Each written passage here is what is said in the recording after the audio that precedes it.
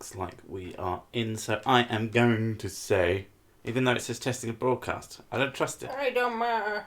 Nobody's here anyway. Nobody cares. Nobody cares. Waiting for the broadcast to be fun. It's got to be fun. Yeah. Hello everyone and welcome to a terrible stream for terrible people. How are we terribly doing terribler today? That's the new word for today. Yeah, how are we doing? How's it going? What's going on? Who's travelling through time and space? All of us, really. I mean, that's what existence is. But, yeah. Don't look at me like that. I don't know what to fucking say. These are just terrible. That's the point. That's the entire point. And I was talking to my good old buddy, old pal, old friend of mine, Mr. Memory Man, and he said, "Oh, you're streaming today, aren't you?" And I said, "Yes." He says, "Oh, what's the plan?" I was like, "Plan?" He said, "Yeah, you usually come up with something to talk about." I was like, all the. I literally started calling it the terrible stream for terrible people, so I could cover that base and not have to come up with any plans, because. Yeah, I mean, I just don't fucking know. I'm going to ignore you. Do you like my quarantine armpits? What, you mean like your normal armpits, only now you have an excuse not to shave them? Yeah. I mean, you're the one who cares. Yeah, but look at it. You gave it a stroke earlier. It was like stroking a fluffy kitten. Is it? No. Ugh. A wet kitten. Ugh, Is God. he drunk? I hope so. What did you do to the... I did nothing to the Easter Bunny. He was a pal. He gave me chocolate. It was awesome. But now he's dead. Now we're going to remember him. A moment of silence. A moment of not silence, because no one wants a moment of silence on the stream. Can you fucking imagine? Ugh. The Wuhan violence. The Wuhan violence. Virus is highly sensitive to hot temperatures, not drugs or vaccines. It is highly sensitive. Oh my god. I don't want to hear myself. How did that take so long to like... Oh, I know why it took so... We have a fun sound system in our living room, which basically half the time it's like, I'm not going to turn on for no fucking reason. And we will sit there, turning the volume up and down and up and down and up and down until it finally comes on. Pretty sure it's got something to do with Logitech speakers, because the ones on my bedroom computer, which are Logitech, do the same fucking thing. So we're going to have to replace those bitches at some point. But I've accidentally scrolled up, haven't I? There we go. Looking at the background pic, it seems you did some gardening over Easter. Yes, we planted lots of dead trees. I like dead trees. You don't have to look after them and they still look the same. It's awesome. Easter Bunny was actually detained for violating social distancing laws. Well, he was going into people's gardens and burying eggs and coughing on them eggs. So Santa came and he did what he had to do. Easter Bunny with a very stern look on his face, just coughing on an egg and burying it. Fucking assholes. It's not the Wuhan virus, it's the Easter Bunny virus. Happy anthropomorphic rabbit who delivers chocolate to children day. Exactly.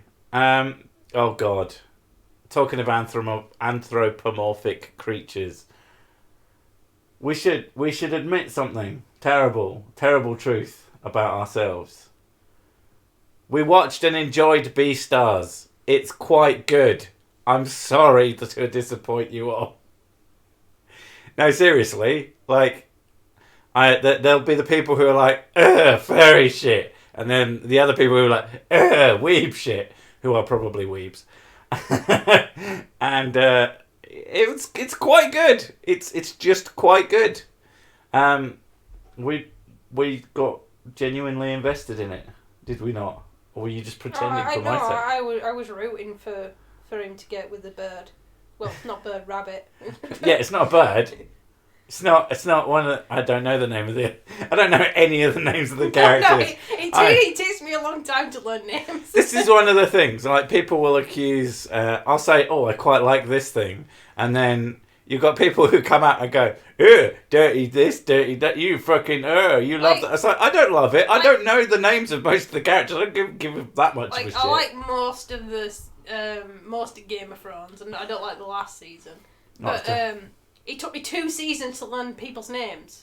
Yeah, most of it you just describe the shitty things that they do. Blonde hair, Erwick twin with blonde hair. Who's a total bitch. The real bitch. That horrible bastard. That really horrible bastard. and that's how you describe. But yeah, like most things. Like I consider myself to be a fan of Star Trek, but the people go, "Oh, you're a Trekkie." I'm sorry. I would never go to a convention because that sounds fucking awful. Forget our current crisis. Just hanging out with lots of people. No tar. Unless they're all, I'd consider, sitcon. Sitcon sounds pretty cool because it's all about me. And that does sound like an important event. But in general, I was just like, I'd rather just not. And I don't care about it that much. I like it quite a bit. And, I know all the characters, but I'm not fucking obsessed with it. And this idea that because you enjoy something or even call yourself a fan of something, you must automatically be one of the fucking crazies. You need to know all the actors' names, their wives' names, their children's names, where they live, where they grew up. It's like, I find that information sometimes vaguely interesting, maybe. Fucking but creepy. Other than that, like, this was done by this guy and he was also in this, and I'm like, oh, that's cool. I'll put it this way: you're not a teenage girl who needs to know everything, the weight and the height of this actor that they like. I mean, most extreme fans of things could be compared to the sort of the screaming Beatlemania type. Yeah, I had, like, the thing that I had when I was a teenager was David Boreanaz, who plays Angel. And I had a big poster of him in my bedroom. And now looking back on it, that's a 30-year-old man. Yeah, but he didn't put the poster there. Imagine that. Now that I'm nearly 30, I get to enjoy him a lot more. You enjoy him a lot more. Now you're like, yes, ooh. Bones, you lucky bitch. At least now I have a fighting chance. But he's like 70 now or some shit like.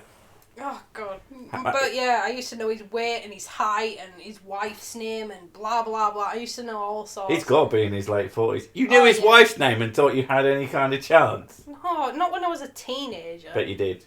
Did you dream of it? No. I dream of David Boreanaz. Nom nom nom nom nom nom nom nom. I used to dream of getting into a car crash a lot when I was a kid. It was one of the reoccurring dreams I had a lot of. And then you got into a fight with a car and won. And I got hit by a car, so maybe it was someone telling me something. Or you're just weird. Or you did it on purpose, subconsciously. Maybe you jumped. Yeah, I do everything on purpose, apparently. It's all my fault. Did you just turn into one of the kids? Yeah. Had this reoccurring theme with our girls. One of them, so you're trying to explain something nicely to her. This has happened, and you shouldn't have done that because it's not a nice thing to do. But she doesn't know. She's not done it before. She doesn't realise. And then she's so good at making you feel like an asshole for pointing out what she shouldn't have done. Oh, I guess it's all my fault then. So fucking dramatic. It's to Mickey now. Oh, oh. It was like earlier. I was teaching her how to use the kettle. So I was like 7. I think she's reasonably okay to start using a kettle now. I think she's ready to drink boiling water. Yeah, first thing she does was boiled the kettle and then she pressed the button to open it up. So are you having a pint? And it's upside down. Have a double. You just dripped whiskey all over my slippers. Thanks. Well, I suck on your slippers anyway, so it doesn't matter. Oh, don't. Oh, God, these stink. No, on them. It's mostly my saliva. That's the smell. Oh, God, that's why they're wet. Are you going to use raspberry beppis? Yeah.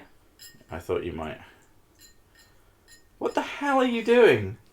Lift it up above the glass, for fuck's sake, and just pour it in like a grown-up. What are you doing? We've got this little thing that's like a 25mm shot on one side and a 50mm shot on the other. And instead of pouring it over the glass, she's lowered the whole thing into the fucking glass and is trying to pour it. She's trying to pour it, and it's fucking impossible because there isn't enough space. It's not. It's possible. I am doing it. No, you're not. Because as soon as you get to about halfway, it's going to get stuck. Oh my god. Oh, that's so much better, you fucking psychopath. What is wrong with you? Oof, gonna have to fire you into the sun. Right. And pour. But yeah. Oh, should I lower it in? Oh, fuck. She decided to press the button to open the kettle. And I said, don't touch it. So she tried to. She went, ah! And panicked, and then pressed it down with her finger. And I went, ah! I'm like, oh, for God's sake. Well, she touched it and then... I'm trying to teach you a life skill, and you're just making it worse. Yeah, she does like to overreact. It's fun times. And you have to try and make it so that... how do you explain it? Not giving them a complex. Everything about parenting gets doubly as hard now that we know all the fucked up things that happen to kids that parents don't realise they're doing. And we're hyper aware of that shit. Mostly because of the internet and Reddit and shit. It's like, what things gave you a complex that your parents did that were completely innocent? And it's just like, well, you know, my parents just made an offhanded comment about this one thing, and now I literally can't be in the same room with a Roomba because I think it's going to literally eat me, or some stupid shit like that. Yeah. Parenting is fun. So yeah, trying not to overreact to their overreaction is always a challenge. It's like, okay, it's fine. It's fine. It's fine. Calm down. It's calm the fuck down. Please calm down. Most of the time, it's like we have to explain to them that we're not angry at them. We're scared. Or we're explaining, no, you're not in trouble. You know when you're in trouble, you stood in the corner. It's that simple. You're not in trouble. We're just saying you shouldn't have done that. Don't do it next time, which they never do. Like, I was quite a drama queen when I was young, but never like this bad. I mean... I can just look at one of the kids, right? And then I'll, like... She went in the living room earlier while I was watching TV. And she came in, like, doing dance moves and being loud. I just looked at her and raised my eyebrows. And she went... and off on a strop and left the room. And I was like, I didn't say oh! I mean, to be fair... She does assume a lot of things, though. Yeah, but you do have quite the resting bitch face. I can't help that. You can. Smile. No. Exactly. I hate being told to smile. Don't smile. I was on the bus on the way to college. Air horns. On the bus on the way to college, and I was there, just like looking at something, like on my phone or something like that. And a guy, random stranger next to me, like he must be in his mid-40s, turned to me. Oh, he goes, "You look pretty if you smile." And I just went, all the way through my body. I was like, that is the most creepiest thing you can ever say to a teenage girl. I remember, like, I think the male equivalent of that is... The Church of Sick. That's a good one. We should do that since people can't go to church. I just imagine a church full of vomit. He's walking, it really stinks of acid. I think the male equivalent of that is cheer up, it might never happen. Yeah. Which is, if you don't know what that's supposed to mean, is like, oh, that terrible thing that you're worrying about probably won't happen. And the last time I remember that being said to me was when I was being evicted. And that's why I looked like I was pretty fucking miserable. Thanks, random stranger. I hope you got hit by a bus. Twice. Prick. Like, fucking mind your business. I have never looked at a person and thought, oh, they look unhappy. I know, I'm going to be a cunt. Fuck off. I don't get it. I don't get why invading. Has that ever helped? Yeah, I don't know. It's just if somebody looks miserable on the bus, like, all right, they look miserable. Leave them alone. I think the last thing they need is a random stranger coming up to them going, la la la la la, I'm a happy clown. Ho ho ho. I'm like, no, that's fucking stupid. Why would you do that? I think the only really reasonable reaction to that is to tilt your head slowly and smile as hard as you can at them. And then if they make any noises at you, just laugh through your teeth as loud as you can. I think that's fair. They'll probably never fucking do it again. Penises. I have noticed, right, the quickest way to de-escalate any situation is to act fucking crazy. I was going to say, the main one is like, if you want to get out of a fight, just take your clothes off. Yeah. I thought we were down to DTF, man. What? To each their own. I guess I'm part of the male straights. Okay. People are dying everywhere due to bites from bunny flies, which bite you on the eggs. God. I don't know. That's like simultaneously adorable and terrifying. Right in the eggs. Ooh, right in the socks. I'm going to have to use that one. Yeah. Have to ask, since it took like 1 million years to come out, and because of that, I ended up watching it and enjoying one of my own videos, which is fucking weird for me.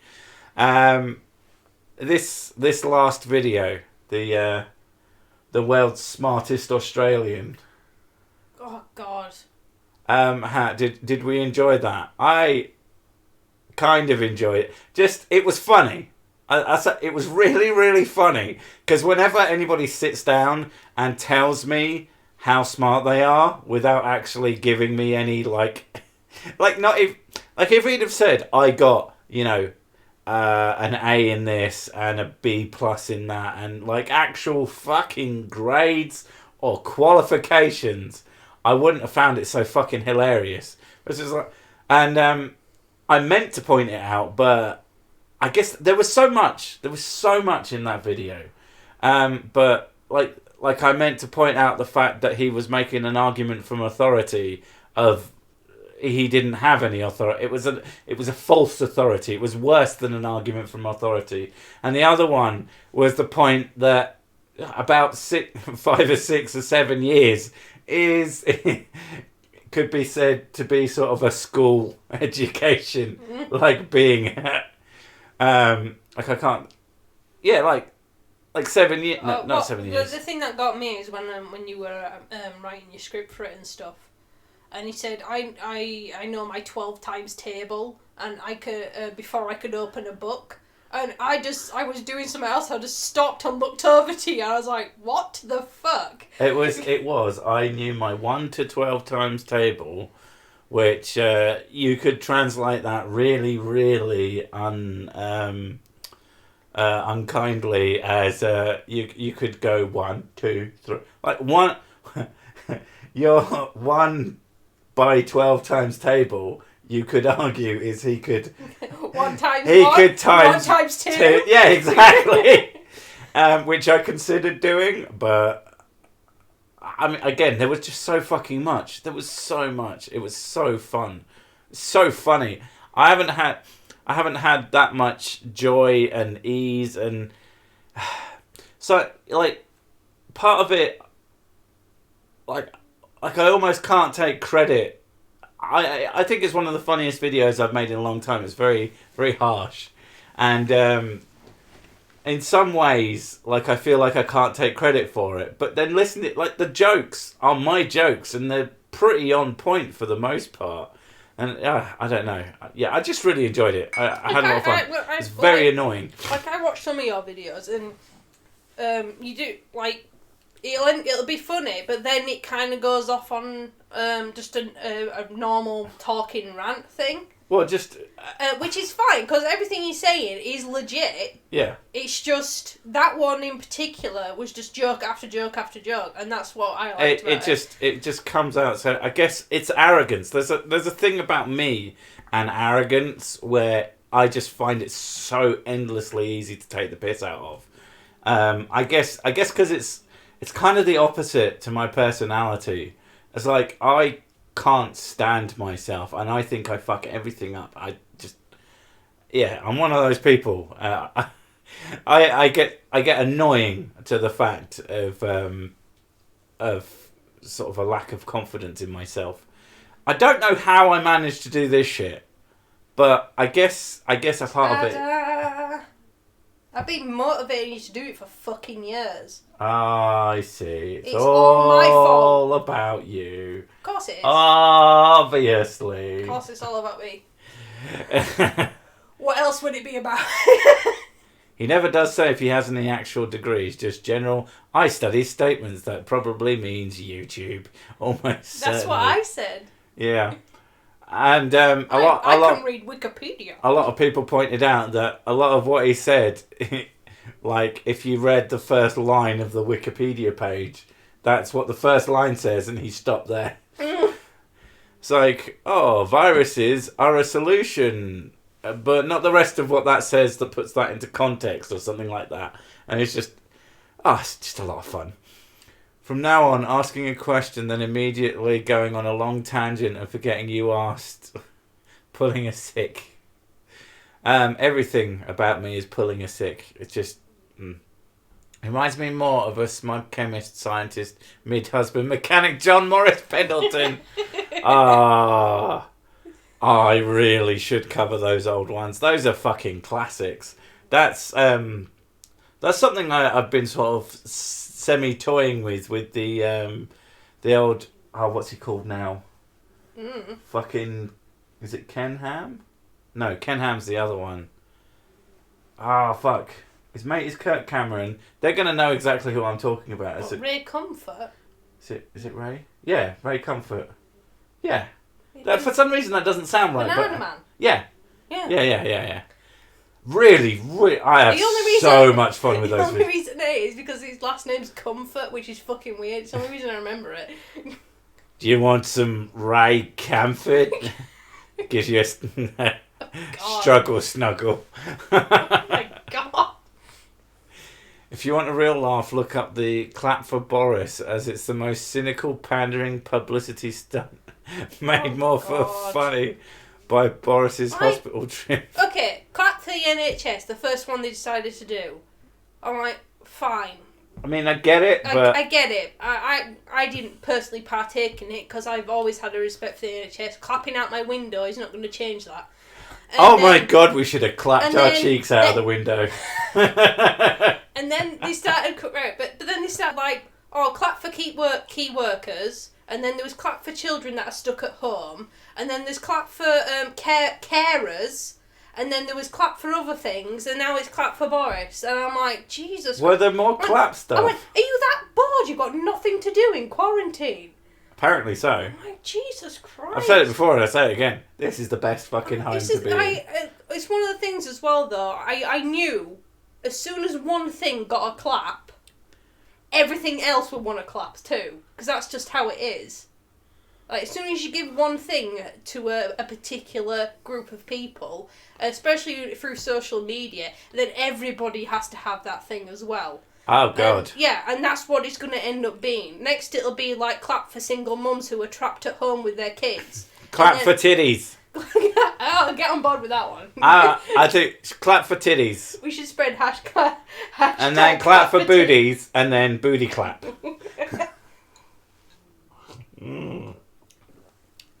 Clap for people with the clap. The clap. I fall asleep often to the antics of JMP and Carl Barr. No thanks. Carl Barr, I remember him.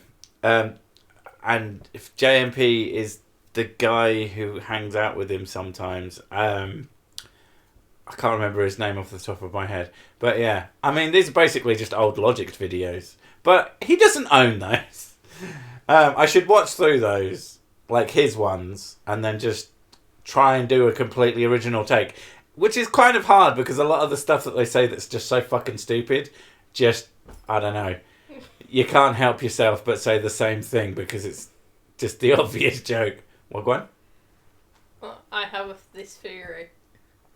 I have this theory that Pendleton was getting his degree, got caught cheating with his Mexican maid, got forced to marry her by the ultra-Christian family, and had to move to Mexico and fix cars.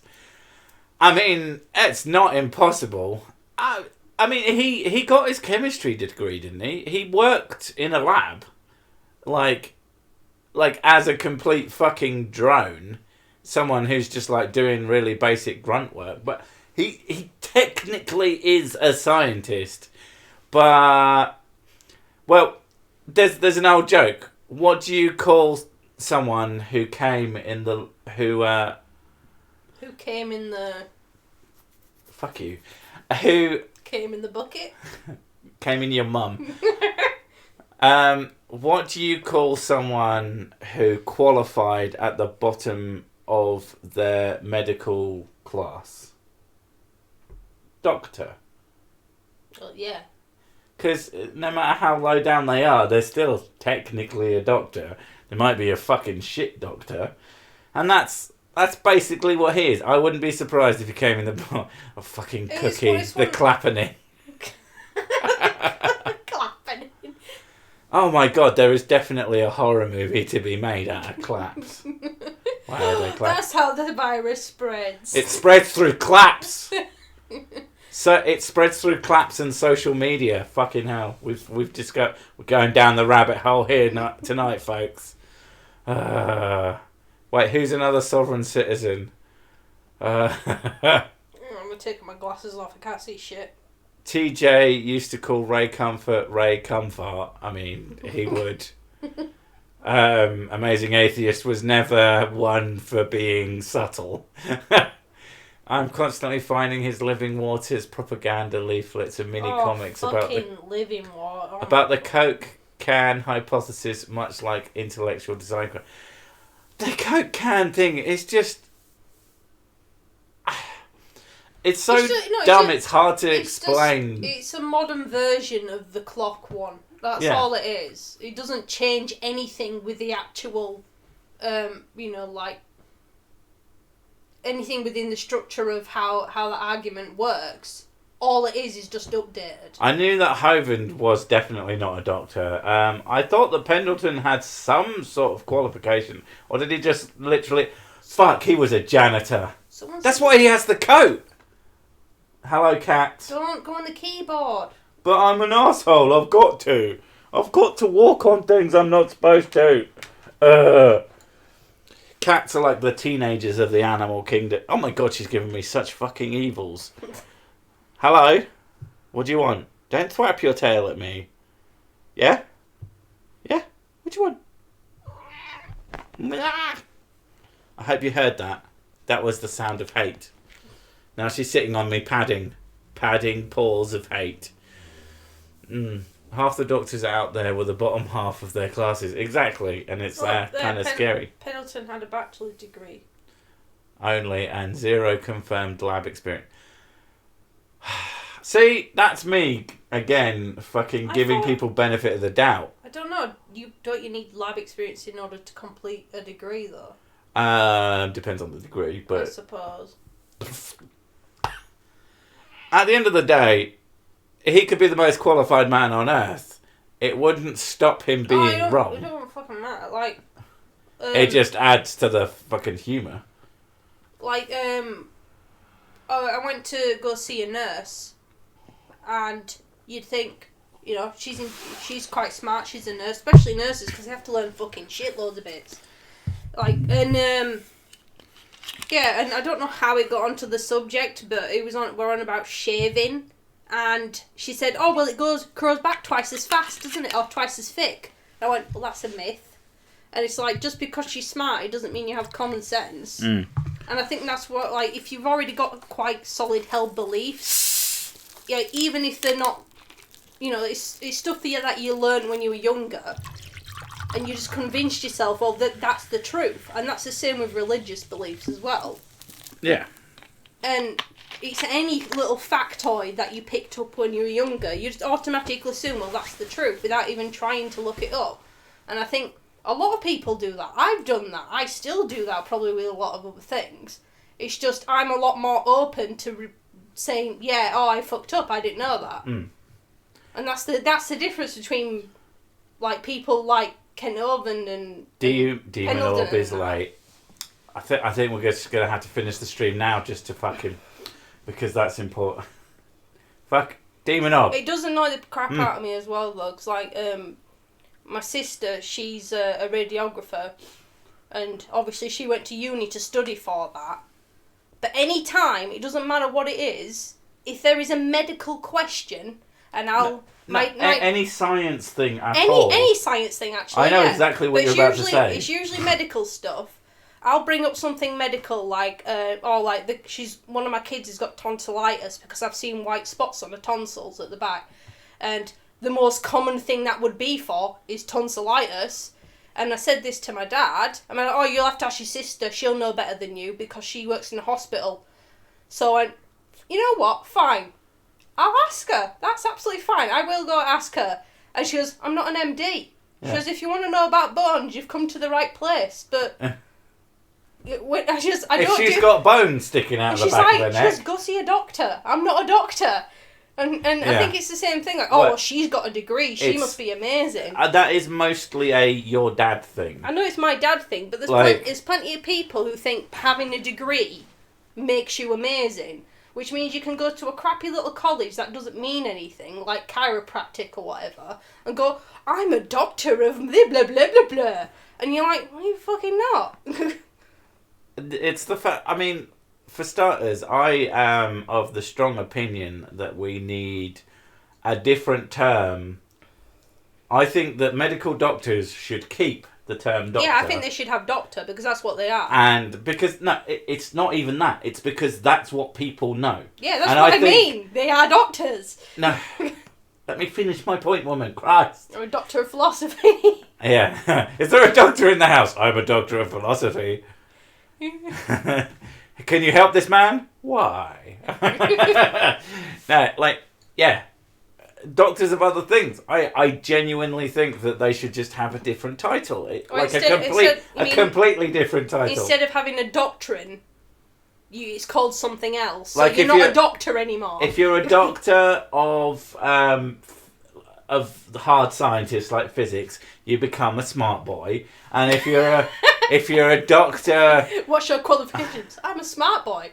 He's a smart boy of physics. This is a smart boy of chemistry. And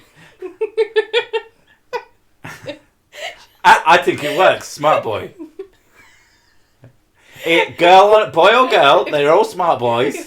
Smart boy of physics, smart boy of chemistry, smart boy of biology. Yeah. And then you've got a doctor, and you're like, oh, right, you're a medicine doctor. Yeah. Yeah, like there'll be no confusion. Like the doctor of the sex. Well, they'll just be called a Sir Sick, obviously. Yeah. My mate's a waste management artisan. Yeah, I like that. Anything that's like a bit gross should be artisanal. Because that makes it sound way more fancy. It reminds me, actually. My dad got... So it has does he have a doctorate, I'm assuming? My dad's a lorry driver. That's what he does. He delivers stuff.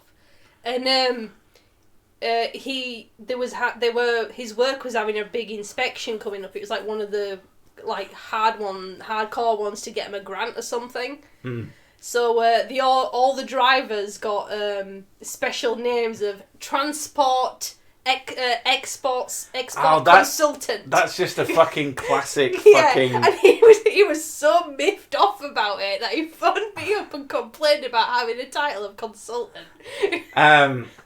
Objective Hay says doctorate, not doctrine. I thought a doctrine was like a smaller orange. So you have a tangerine. Yes, that's the joke, thank you. A margarine. Margarine, very small orange. Tiny orange. It's marginal. It's like a Malteser of oranges. clever dick of biology. Something like that. Clever dick, smart boy, I don't know. Dr. Ruth was a doctor of the sex. That sounds very familiar. I like the idea if you get your masters, you become a big PP or something like that. No, if you get your masters, it's a masturbators. Mm. It had to happen, I'm sorry. How the fuck did I miss that? Because you're not a doctor of the sex. It's because I'm on my period. I have my doctoral degree in New Testament studies. I agree with the titles being confusing. I'm a professor, it's what I do. However, titles on documents can give the wrong impression out of context. I mean, yeah, essentially. I think just it's annoying. I could understand people completely disagreeing with me, this is how it is, blah blah blah. But people just don't understand. People hear doctor and they think that means medical doctor. I or think, that they have any knowledge on it at all, which is not necessarily true. It's purely down to the fact that medical doctors are more in your face. In your face and in use. You are far more likely you will see a medical doctor. Yeah. You may never ever meet a doctor of chemistry or biology or anything like philosophy. that.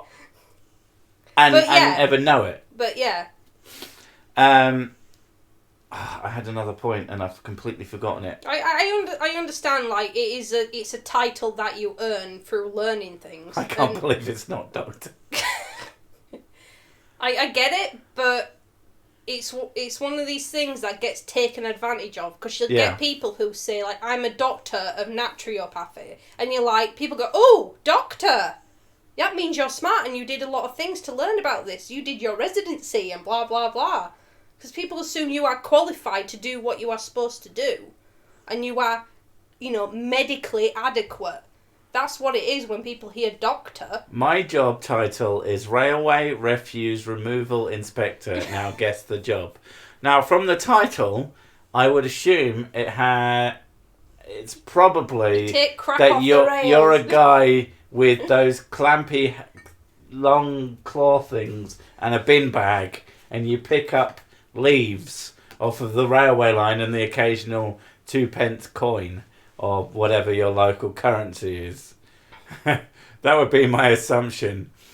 But no, there's inspector as well. So he doesn't actually do that. He supervises other people doing it. Well, yeah. Do you look at them and you go, "There's rubbish there." Fuck. I love the idea. Damn. And he just walks away, doesn't tell anyone. I love the idea that someone will get paid to do that. Oof. That shouldn't be there. Wanders off. Gets paid decent money. Smart boy of Kung Fu. Yes.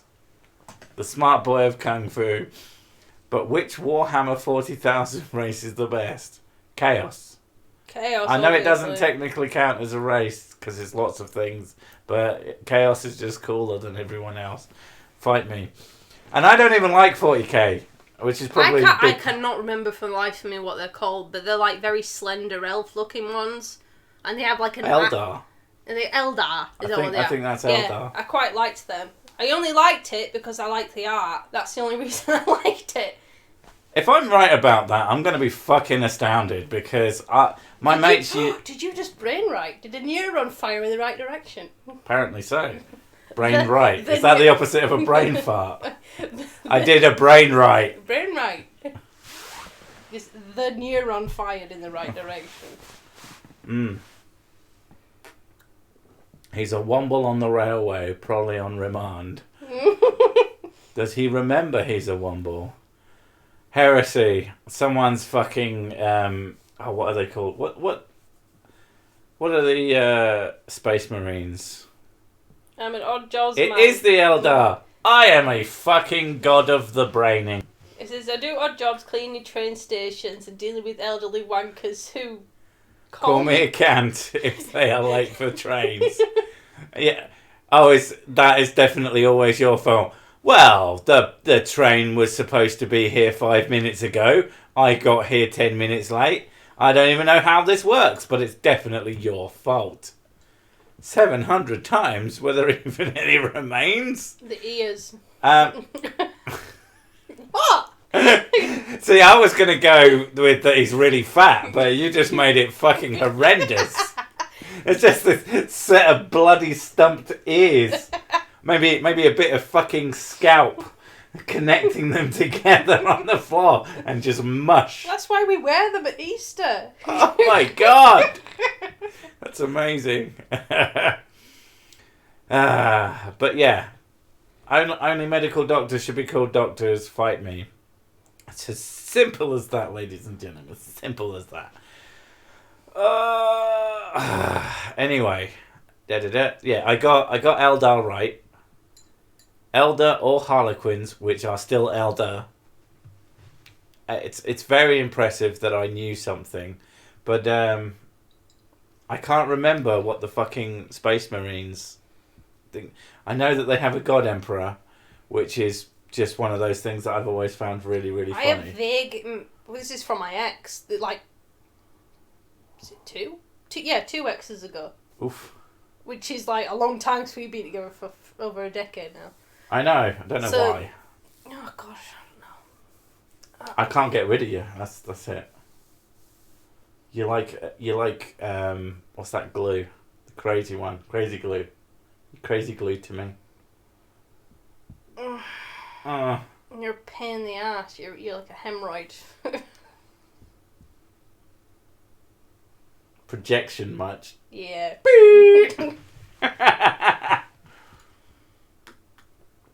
I have 6+ years experience playing Warhammer 40k. Am I a doctor? Yes, you're. Oh my god, Dr. Warhammer. You're we have agreed that it is a smart boy if it is not a medical doctor. Warhammer smart boy. He's a smart boy of Warhammer 40k. The Imperials, that's it. I'm not sure Dr. Pepper is a medical staff. I love the idea he's called Smart Boy Pepper now. Yeah.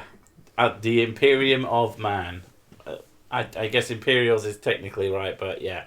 Imperial Space Marines, that's what they're fucking called. Christ. And if you look into the... Hello, baby. Hello. Like, people go, oh yeah, Imperials, oh, I'll be them. They're literally fascists, which is fun. I mean, they live in a universe where if they were anything but fascists, they'd be fucked. Because everyone would just fucking eat them. The Warhammer 40k thing is just a terrifying universe of pain. I want somebody to... There's no joy in that fucking thing. Someone mentioned Doctor Who. I think they should go over all the seasons and just replace Doctor with Smart Boy. Smart Boy Who? Yeah. Oh, yeah, I like that. You've been reading up on the Queen of the May and Maypole rabbits and eggs, as there's a born-again Christian called the Anti-Trekker who denies it's about having babies and human sacrifice. Yeah, that's pretty close, since Ostara, which is where Easter comes from, is based off of the Norse, and the Norse did actually do human sacrifices in some areas. Yeah, it's always fun. Like my grandmother, I remember her telling me, she's Christian. She's one of those Christians. And she told me that, we don't celebrate Halloween. Like, my family vaguely did. Like, it was... My family was relatively secular. Like, they went to church on Sundays because basically my grandparents made them, and that was it. They're just those annoying fucking controlling relatives. And but I remember like wanting to like do it because I was staying over theirs at that time period or something like that. So, oh no, we don't do that. That's pagan. Blah blah blah blah blah.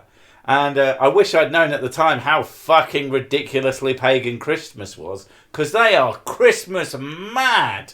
Every year they will have a full-on, really good Christmas. Like, my grandparents, you can say a lot of things about them. They know how to put up a fucking sick Christmas tree. It's really, always really nice. It's got fucking chocolate bars on it. It's got just all sorts of... It's just one of the best Christmas trees I've ever seen. And I can't deny it. But from someone who will tell me how they couldn't possibly celebrate Halloween because it's pagan, now is just fucking hysterically funny because, I mean, that shit's pagan as fuck, man. Like, I think it was in Victorian times that they tried to get Christmas banned. Oh no, it was before Victorian times. Victorians were the ones who promoted it. Because of the which is weird because they didn't like table well, they leagues. saw it as an opportunity for marketing, that's when it started becoming very commercial. But before then, they tried to ban it, saying like, "Oh no, you can't do Christmas. That's a pagan thing." Yeah. Like the thing that you do on Christmas is you pray because this is Jesus' time or whatever, and that's all you do. But now A it's sick Christmas tree. You say. Do you know what? Over the last year, the word "sick" to mean good has become part of my vocabulary, and I don't know when it happened, but I really like it. And I'm not going to change that, even though it sounds a little bit weird. Because it kind of sounds like I'm saying a me thing. But I do mean it. When I say it's sick, I mean it's good. Which is also, like, ironic, considering how I feel about myself. But, you know, whatever. Pretty sure it's been proven that Jesus was born in the summer. Yeah. Yeah, he's supposed to be born either spring or some early summer. Because they talked about having, like, lambs and stuff around. I would Christmas Barbie. That'd be amazing. Just go outside, have a few stubby beers, out in the garden. Not at the moment, but, you know, any other fucking year. Here's a fun question. What do you think will carry on from this current situation, we'll call it, into the new world, as the brave new world that we'll be moving into? Because, I mean, fucking hell. I was saying a couple of weeks ago how I found it amusing that I was the only person that I knew who was working. But a lot of people have their places that they work have now started to sort out having actual telecommuting properly. And I'm very interested to see if that fucking holds place. Because at the end of the day, I mean, I've never understood the idea of a job that doesn't require you to be there. Like, literally, you're sat at a computer all day. Why the fuck can't you be at home doing that in your pants? There's no reason for it. In fact, I remember a story of a guy who was doing like an interview, blah blah blah, and then he got up and he was like in a shirt and tie and suit, but he completely forgot that he was just wearing that's boxers. What millionaire person that my mum knows. Yes. Yeah, he that's what he used to do when he was selling his software. Yeah. Yeah, he used to put on a half suit, and then be sat there in his underwear talking to like people over his software, going, "Oh, isn't this amazing?" And he sat there in his boxers. Yeah. Completely lost my train of thought. So. Thanks. I think the idea that people are becoming more aware that you can do more things from home than you realise. Well, the thing that I think that big businesses are going to start to realise is, oh shit, we don't have to fucking rent out. Yeah, we don't need a building for this.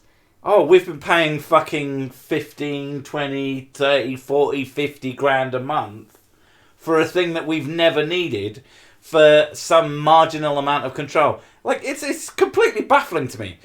A person who is producing work is as valuable doing that regardless of where they are. Like, I produce videos. You might not be aware of this. You know, there's no one standing over my shoulder making me do this. Except me. No, you're just being annoying. No, I stand there and then I'm like, "You gonna do any work because you're watching a Reddit video?" Yeah, and I tell you to fuck off. I say, "You gonna do any work?" And you're like, "No." I've got like 4 scripts. Yeah. I need you to go over them. That's what my work is waiting on you now. Well, you haven't asked me to go over. I've asked you lots of times. It's just every time I ask you, apparently my timing is shit. Do you ask me while I'm literally in the middle of recording one of mine?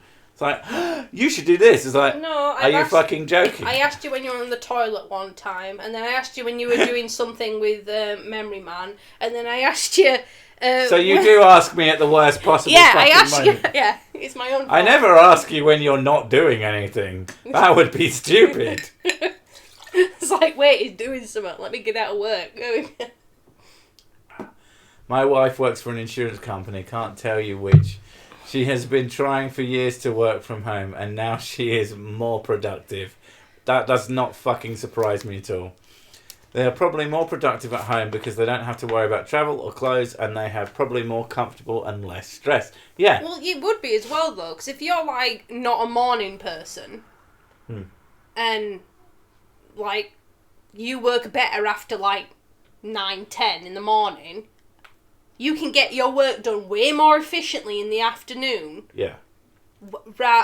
Waking up a little bit later than having to get up at crack of dawn and being tired all day.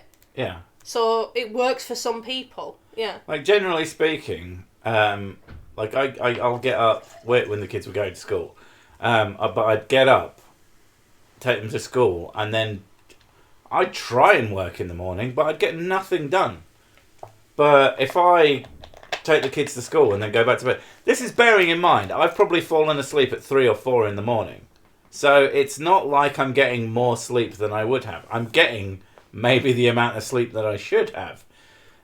Yeah. But the other one is this idea of... or lack of idea? I don't know. But when you see these companies who just treat their employees like shit, and then they wonder why they either leave or they're unproductive. How do you think that helps? I think a lot of these people, I mean, it's bad management for the most part, but I've got to wonder if this person who sits down and thinks, okay, I'm treating my employees like shit. Well, no, I'm being hard on them, trying to get them to be more productive.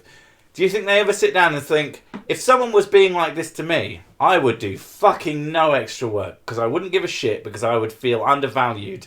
And that's when that's the type of thing when they go, oh, can you stay back and do some overtime? They go, nope. And there's nothing wrong with overtime. It's unpaid overtime that's the fucking issue. It's like, okay, I'll do some overtime. Yeah, that's the other thing. When you have fucking singular employees and you like making them do overtime, when you could just employ an extra person and have them do it instead and not pay. I mean, I know there's benefits and shit and all that other crap, but I don't know. Like I have noticed the way I work best. Like, I've worked for other people, and I hate it because I like to go at my own pace. If I'm not going at my own pace and I feel rushed, I fuck up 1,000 times more than I would have otherwise. So the idea that when I'm working at a shop or at a pub or whatever, and they was like, oh, come on, quick, you need to do this now, and then they complain that I'm making too many mistakes. I'm like, well, what do you expect? Like, if I go at my own pace, I can actually work better. And now, working from home, and the only person that's got a deadline I put my own deadlines on myself. And in doing that, it makes me feel a lot more in control. And I get things done 1,000 times better than I would do. And I'm working way more than I would if I was working somewhere else. And I think a lot of people are like that. Is if you are told, oh, I need this done by Monday, and you go, right, I have a deadline. Now it's on me in order to do that. I have to take responsibility. Whereas if you go to a place to work, there's a lot more other people, and you're kind of lazy and you give it to the new kid, or you kind of like avoid and stand in the back of the warehouse where nobody can see you just to get 5 minutes extra break. And it's sort of like you work less because you can't be arsed, because people don't appreciate you. But whereas when you're on your own, you have a lot more discipline. I think a lot of people don't get as well that some people work at a slower pace but don't require... Like, you'll see people who can work very, very fast, Then they'll spend the other half of their time socialising. And some people don't do that at all and are happy to just work slow and steady the entire time. Yeah, that's what I do. I don't socialise when I'm working, but I work slow and steady. Well, you worked at that place, and like most of the time, your fucking co-workers were just stood at the... Yeah, they stood around talking or smoking in front of a building. But and somehow I'm like, what are you doing? Yeah.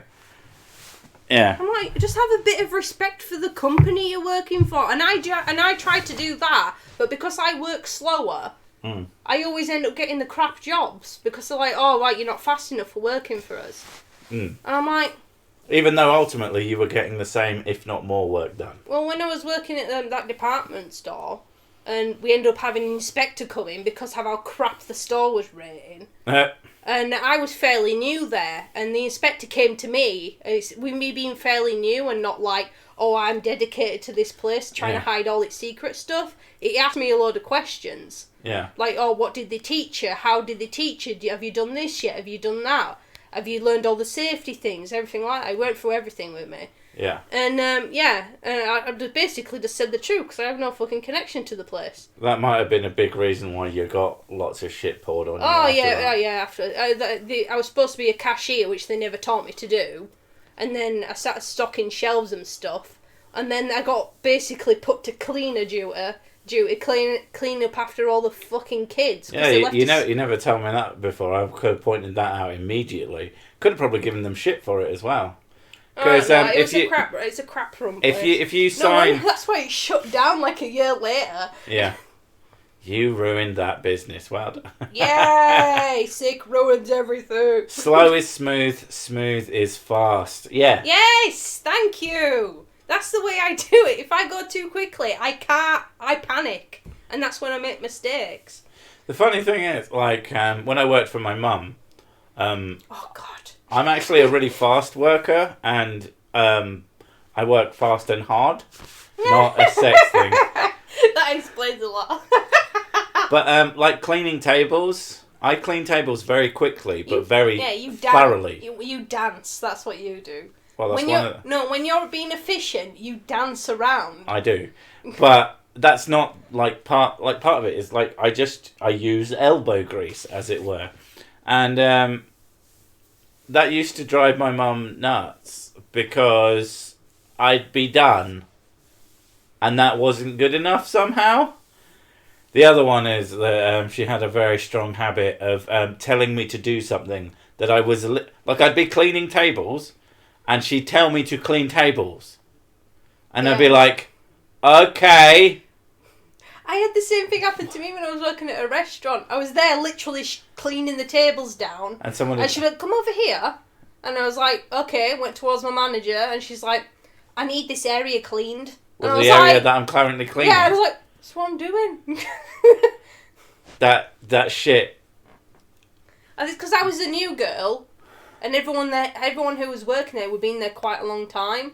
And I think she just took all her anger out on me because she did that frequently. She'd bring me over and complain that I wasn't working. Yeah. So, that used to drive me insane. I'm probably mentioned this before, but I'm going to say it again because I like saying it because it makes me feel better. But don't work for your family because, like I said, I worked for my mum and she thought I was the worst. She would complain about me. And I'd hear her and her fella saying I would work in slow motion, even though I worked quite fast.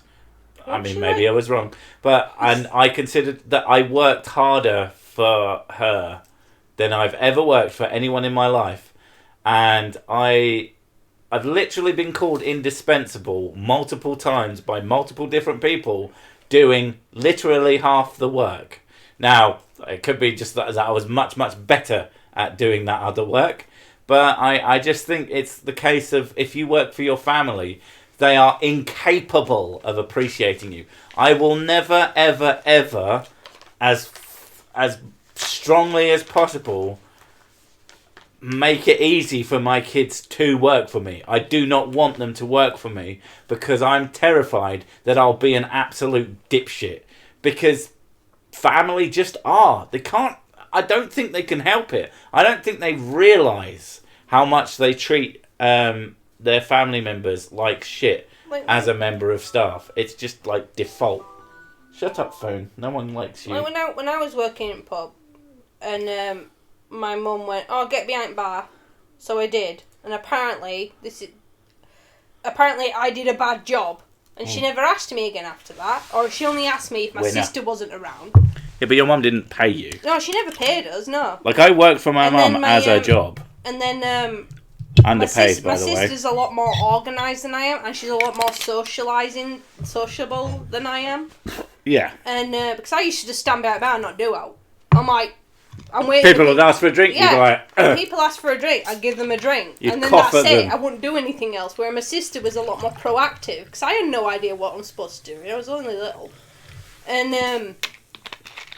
bearing in mind that your sister is a year younger than you. She is younger than me, but she ended up getting quite good behind the bar, and my mum kept going, "Oh, just get behind bar, I'm just gonna go do this, get behind bar, do this," and my sister got so fucked up.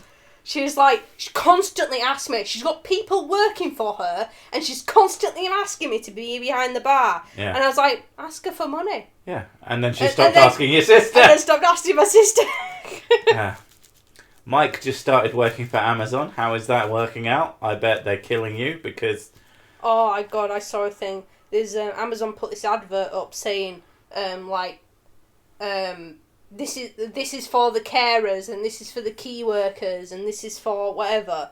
And they're saying, basically saying, good on you, because you're doing a good job. And then, so many people in the comments were like, I worked for you for a year, and I got fuck all appreciation. Yeah.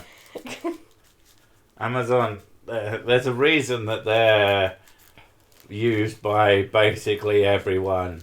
I'm really hoping that they do give their workers a lot more better benefits, though. Because they're nothing without their delivery service. I don't think they will.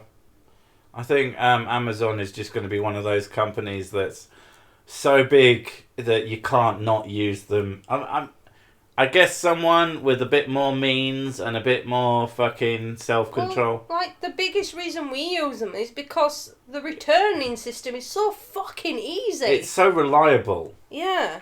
If I buy something, I don't have to worry about... You tried, didn't you get, some RAM sticks from a third party? The laptop. Oh, God, the fucking laptop, yeah. The laptop really taught me how much I appreciate Amazon returns. If you don't know, when we had the fire now, well over a year ago, it's weird. It's weird thinking we had a fire. No, it's weird thinking that we've gone 1 year, disaster. We're back in fucking disaster mode. It's happening to everyone now. But, yeah, at least we're in our own home. Fuck. Oh, yeah. Oh, my God. Can you imagine that and this? Jesus. Oh, God, staying in that crappy hotel with all the cobwebs. Oh, God.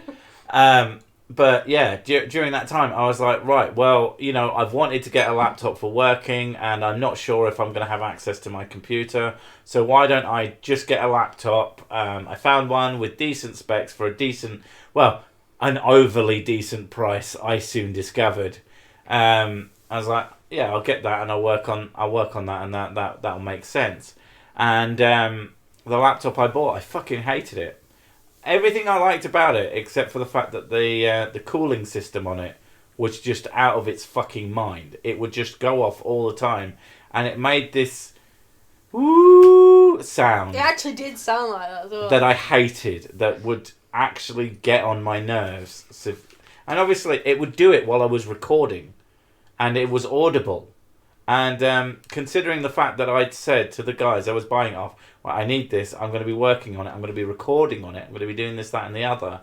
And they're like, yeah, it'd be absolutely fine for that. Yeah, you said that you needed a computer that can be rendered on. And they're like, oh, we're not sure if it could be... It's like, no, I know that this will be fine for rendering. And it was. It worked. Except for the fact that it was too fucking... obnoxiously noisy. All the time, even if it wasn't doing anything. And that, to me, was not fit for purpose. But that wasn't fucking good enough for them. And, and it was the fact, one of the things is when it was plugged in, that it would do that the most. And when they did their testing, they didn't bother plugging it in. But it just got to the point where I was just like, I just want most of my money back. Because basically when I tried to return it, they're like, we need a restocking fee of 10%. Which was, this thing cost me 1,100 quid. So it was over £100. And I'm like, I don't want to give you £100 for a piece of shit. I want you to give me my fucking money back for selling me a shitty laptop that I'm pretty sure you know is a shitty laptop, which is why for the same specs it's £200 cheaper than every single other one. But no one fucking thought to tell me that. Yeah, that's a fun memory for me. This was obviously during the same period where I just had my house fucking catch fire and was in a hotel and all this other shit, and I was just very, very fucking pissed off. Sirsic is a misogynist due to not falling on his knees and stating how wrong he was. Still worth a bit of money for being himself. What was I wrong for? I mean, I am usually wrong. You expect him to, like, you're not falling to your knees. If you fell to your knees, you'd be like head height to me.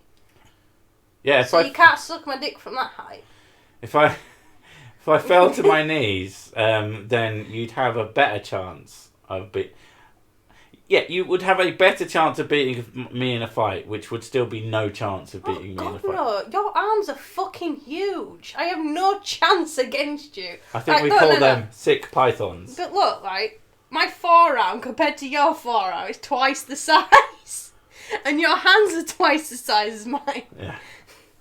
Well, it's always funny when we like...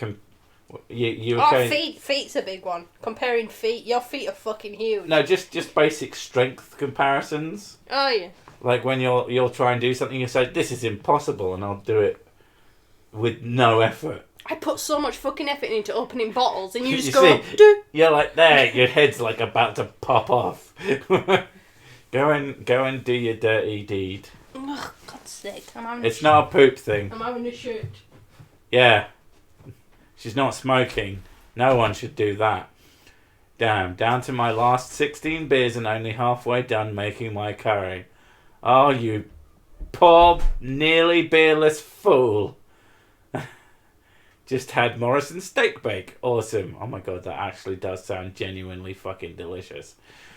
Fighting women and children since forever. I mean, you know... I'll stop fighting them when they stop being so easy to beat. How big are 6 feet? See, as soon as someone starts asking questions like that, I'm suspicious. I'm suspicious. And if you want some photos, they'll be, I don't know, 500 quid a pop. I think that sounds fair. People who have a go at people for selling like pictures of themselves, like, if I can make 500 quid doing it, I'm gonna fucking do it. But my feet are, I'm size 11. Go and enjoy that. I have attention deficit disorder and dyslexia, so I can't focus and write slow to make no mistakes. Got a lot of flack, but I can also hyper focus and outpace everyone at work.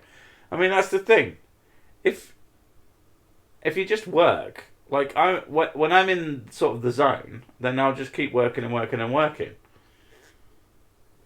But again, I'm someone who generally works short and fast, and that's something I was going to say about bosses who think that pressure is the best way to get the best out of people.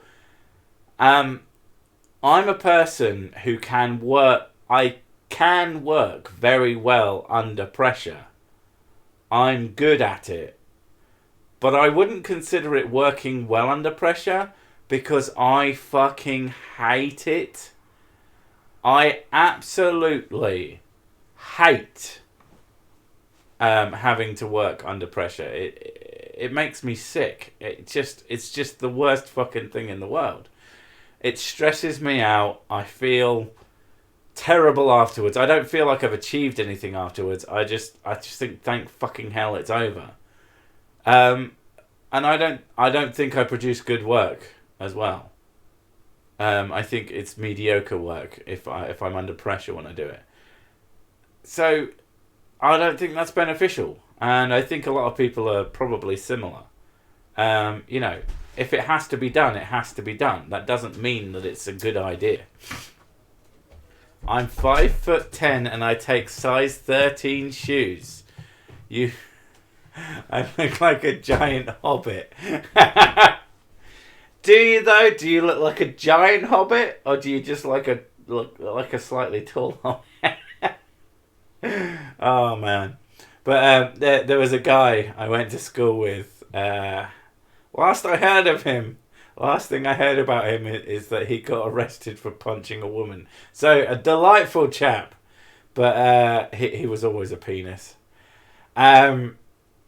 He was shorter than me and had like size 12 or 13 feet, and he looked absolutely ridiculous. It was genuinely funny. Not all stress / pressure is created equally. That's true, but stress and pressure... I've tried to explain this to my dad, that stress is subjective. Yeah.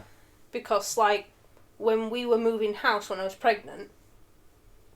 Oh, your dad likes to say that I said that I said you were really stressed out because while I was having babies... You were having my first children in hospital 2 months early. Yeah. On the day that I had to move us out of the house. Yeah. And for some reason, your dad decided to say, he doesn't know what stress is. I said, he's really stressed out. Oh, you don't know what stress is. And I tried to explain to him that stress is subjective. I'm under the impression that your dad has absolutely no fucking idea what stress. My dad's autistic. Leave him alone. If I didn't know him and he didn't talk shit about me, I wouldn't care. But he talks shit about me, so fuck him. He hasn't talked shit about you in a long time. That's and I think since you started earning money off of the YouTube thing. Yeah. He's like because he kept saying, "Oh no, he needs to go out and stop this eBay and stop doing this YouTube and go get a real job. That's what he needs to do." And now it's making money. Shut up. Well, mate, I don't know. Your dad is an interesting case. I mean, it's also been since I opened a door that he was holding the handle off and he nearly flew across the room because I didn't know he was there. Oh yeah, he's super skinny, my dad.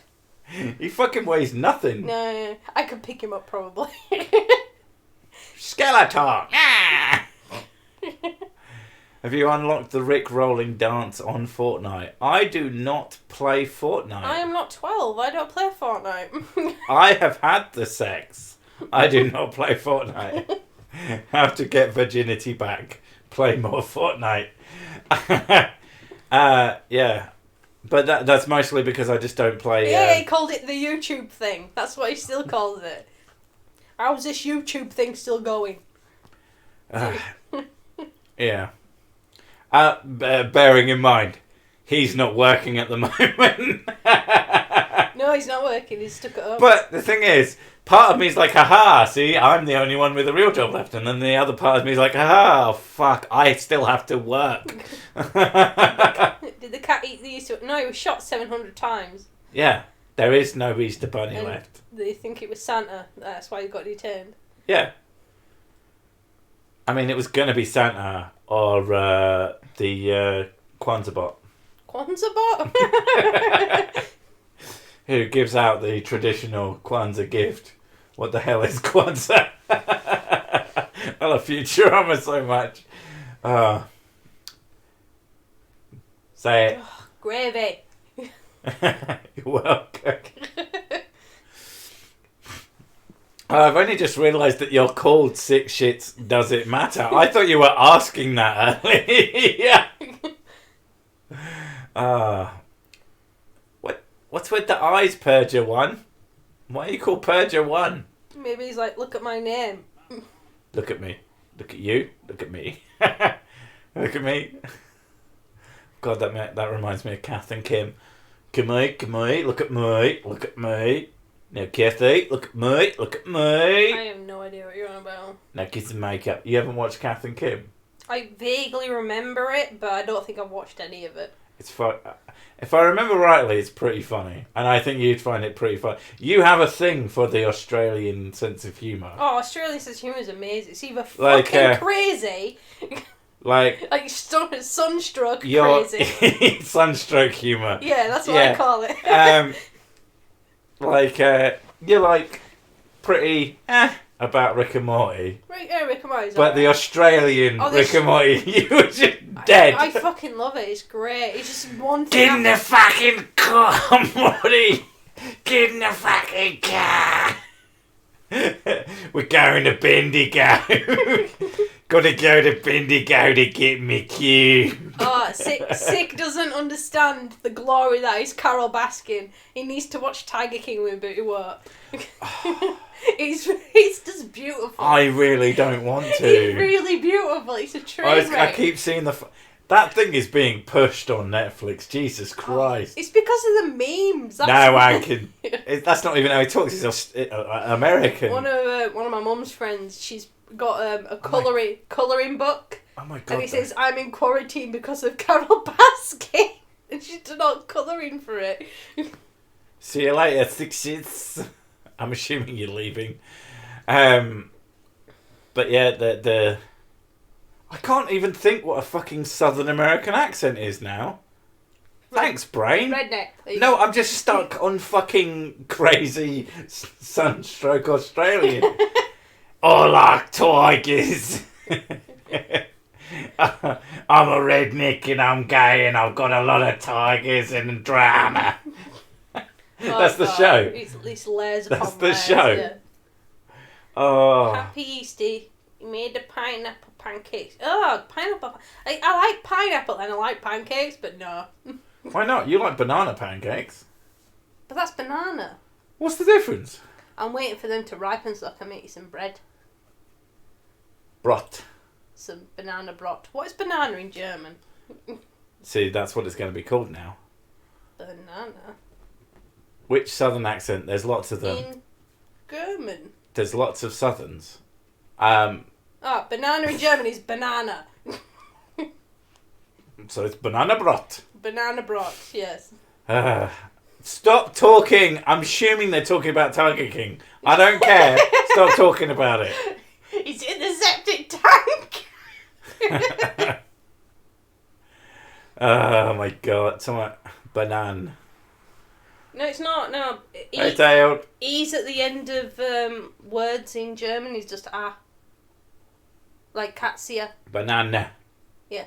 Banana. Banana. Banana. It's not banana. It's Banana. So I have farted 56 times since I started watching this. Why are you counting your farts? I think you need to go for a shit. Ein banana. I mean, that's... I am... Right, okay, banana. Okay. My Sharona Banana is just my fucking theme song for the Corona thing. I've Corona. Catch it up. You got a cough. Oh god, my mum told me a horrendous story today. Fun times. Tell. Do tell. She lives in an old people's estate. So you're going to say old people's home. A lot of the people that she lives around are like 80 plus. And one of the neighbours, they haven't seen her for 3 weeks. Uh-oh. So they're banging on the door, there's no answer or anything like that. And they've got... Don't they know what social distancing means? A lot of them have a emergency key for each other's houses in case something happens. Okay. So they get the emergency key and go in, and she just sat up in bed. And one of the neighbours said, "Oh yeah, she's fine. She's talking to me. She's fine. She just sat there in bed." And then she's like, "All right," and left. And my mum went, "Okay, but why didn't she answer the door?" Yeah. So my mum went in and spoke to her. And she's like, "Oh, how you doing? Are you okay?" She went, It was a recording. I'm fine. She was, "Oh," and she was, I can't feel my legs. and she went, "Do you know who I am?" And she went, yeah, I know who you are. Yeah. And she went, "Well, who am I then?" And she went, and my mum's like, "Okay, there's something up now." Yeah. And then she had a seizure in my mum's arms. God. Yeah. And she had Maybe she shouldn't have been asking too many questions. It's because she had a stroke. Yeah. And so they phoned up the ambulance and everything. Paramedics did turn up in like really quick time. Yeah. And they started berating my mum for not social distancing. Oh, fuck off. I didn't ask any questions about her. My mum gets her medication, so she knows a lot of everything that she takes. Yeah. Because my mum looks after her. Well, not properly, but you know what I mean. And, yeah, and she's like, didn't ask about my mum had to mention, they put her in the ambulance and they were about to go, and I went, she had a seizure, you know.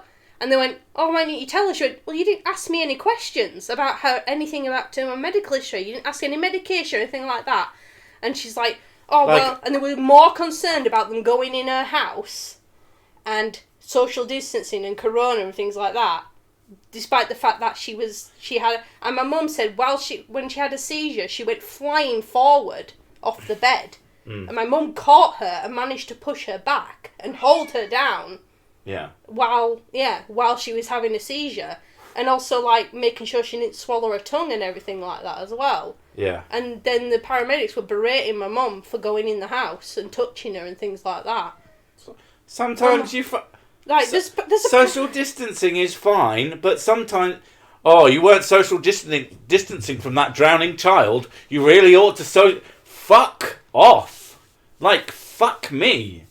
The weird thing was, I think there's an issue of lack of fucking training with that. The weird thing was she phoned up the hospital to ask her where she was, and they said, oh, well, she's still in A&E, but she's going to get transferred to Ward 14 soon, about 5 o'clock. So my mum phoned up, and about 5 o'clock, asking for Ward 14. And they went, we don't have a Ward 14. And they're like, what? And she's like, I don't know where she is. I don't know where she's gone. She's like, I'm going to phone up later to see if I can find where she's gone. I mean, surely the question then is, oh, well, I asked about this person. Do you know where they are? But did she ask that, or did she not think to? Oh, this was earlier, though. So, but yeah. Like, and I was like, I can't believe that the paramedics were quite young. She said they were, like, early 20s. She didn't know if that had something to do with it. But still, it's just the way they reacted towards her was, like, kind of weird. It's ridiculous. Yeah. Like, if people are concerned about other... you're going to... Paramedics be like, should have let her die. I mean, exactly. Absolutely ridiculous. Absolutely fucking ridiculous. Like, yes, social distancing is extremely important. A lot of people are very aware of that. Just because you have to do something that means you break that, doesn't mean you don't still understand that. For fuck's... That's genuinely fucking riled me. And if I fucking met those paramedics, I would give them such a piece of my fucking mind. She said, like, the biggest reason for concern was because she had a fall, like, 3 weeks earlier, and she had to go to hospital for that. Yeah. And they gave her medication and stuff. Yeah, and your mum's my mum's going round, like, for the first week, my mum went round to see how she was doing.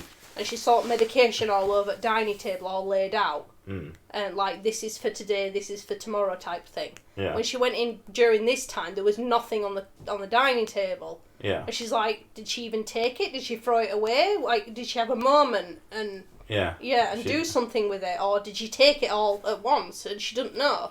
But the paramedics didn't ask it shit. Oh, fuck's sake, Spider Jeremy Nenano. Fuck's sake, that's really bad. It's really bad, also quite funny. No. Like, I get it. I appreciate that they've probably got a bit of a stressful thing going on at the moment. But use some fucking braining. Jesus Christ. Paramedics were wrong, but you've got to remember they are under pressure and worried about the virus. I mentioned that. Like, they are under pressure and things like that, but they're in a job that requires them to be able to deal with a high degree of stress. Because they're the first responders to people in emergencies. So they should be able to handle things like that to a certain extent. Like, I think that was a particularly stupid thing to say. Yeah, berate people for not social distancing, fair enough. But at least ask for people's medical history. Yeah. They didn't ask anything, like, how did she get this way or anything like that. All they did was pack her up and take her into the ambulance while berating everybody. If I want to be really fucking unfair to them, at the moment, there is probably a lot less call for ambulances. Like, a lot less, because people aren't going out and doing stupid shit and hurting themselves all the time. My mum said as well that, like, she's been inside for 3 weeks. Yeah. So she probably would, very, very, very low chance of it even having the illness anyway, having the virus. Who, the woman or your mum? The woman. My mum was more likely to give the virus to her. Oh, yeah, absolutely. Even though my mum's really super precautions anyway. It doesn't matter which way round that goes. No, really. But it's just like the idea like, oh, you shouldn't be going in there because there could be a virus type thing. I mean, if that's how they put it, then that's stupid. I mean, but that might just be because people don't think about themselves. Yeah. Or, I don't know. But still, she was having a fucking seizure. My neighbour has friends and family around constantly and used gloves on streets, dumb people. Like, I don't get, like, I've seen a number of people, like, hanging out in little groups, and I'm just like, you motherfuckers are just, I don't understand why people think that they're special. I haven't got it, or I don't think I have it, and I don't fucking know because I'm not a fucking medical professional. That just drives me mad. Like, there are situations, like with your mum's situation, where needs must. You know, I'd rather someone maybe caught the virus and...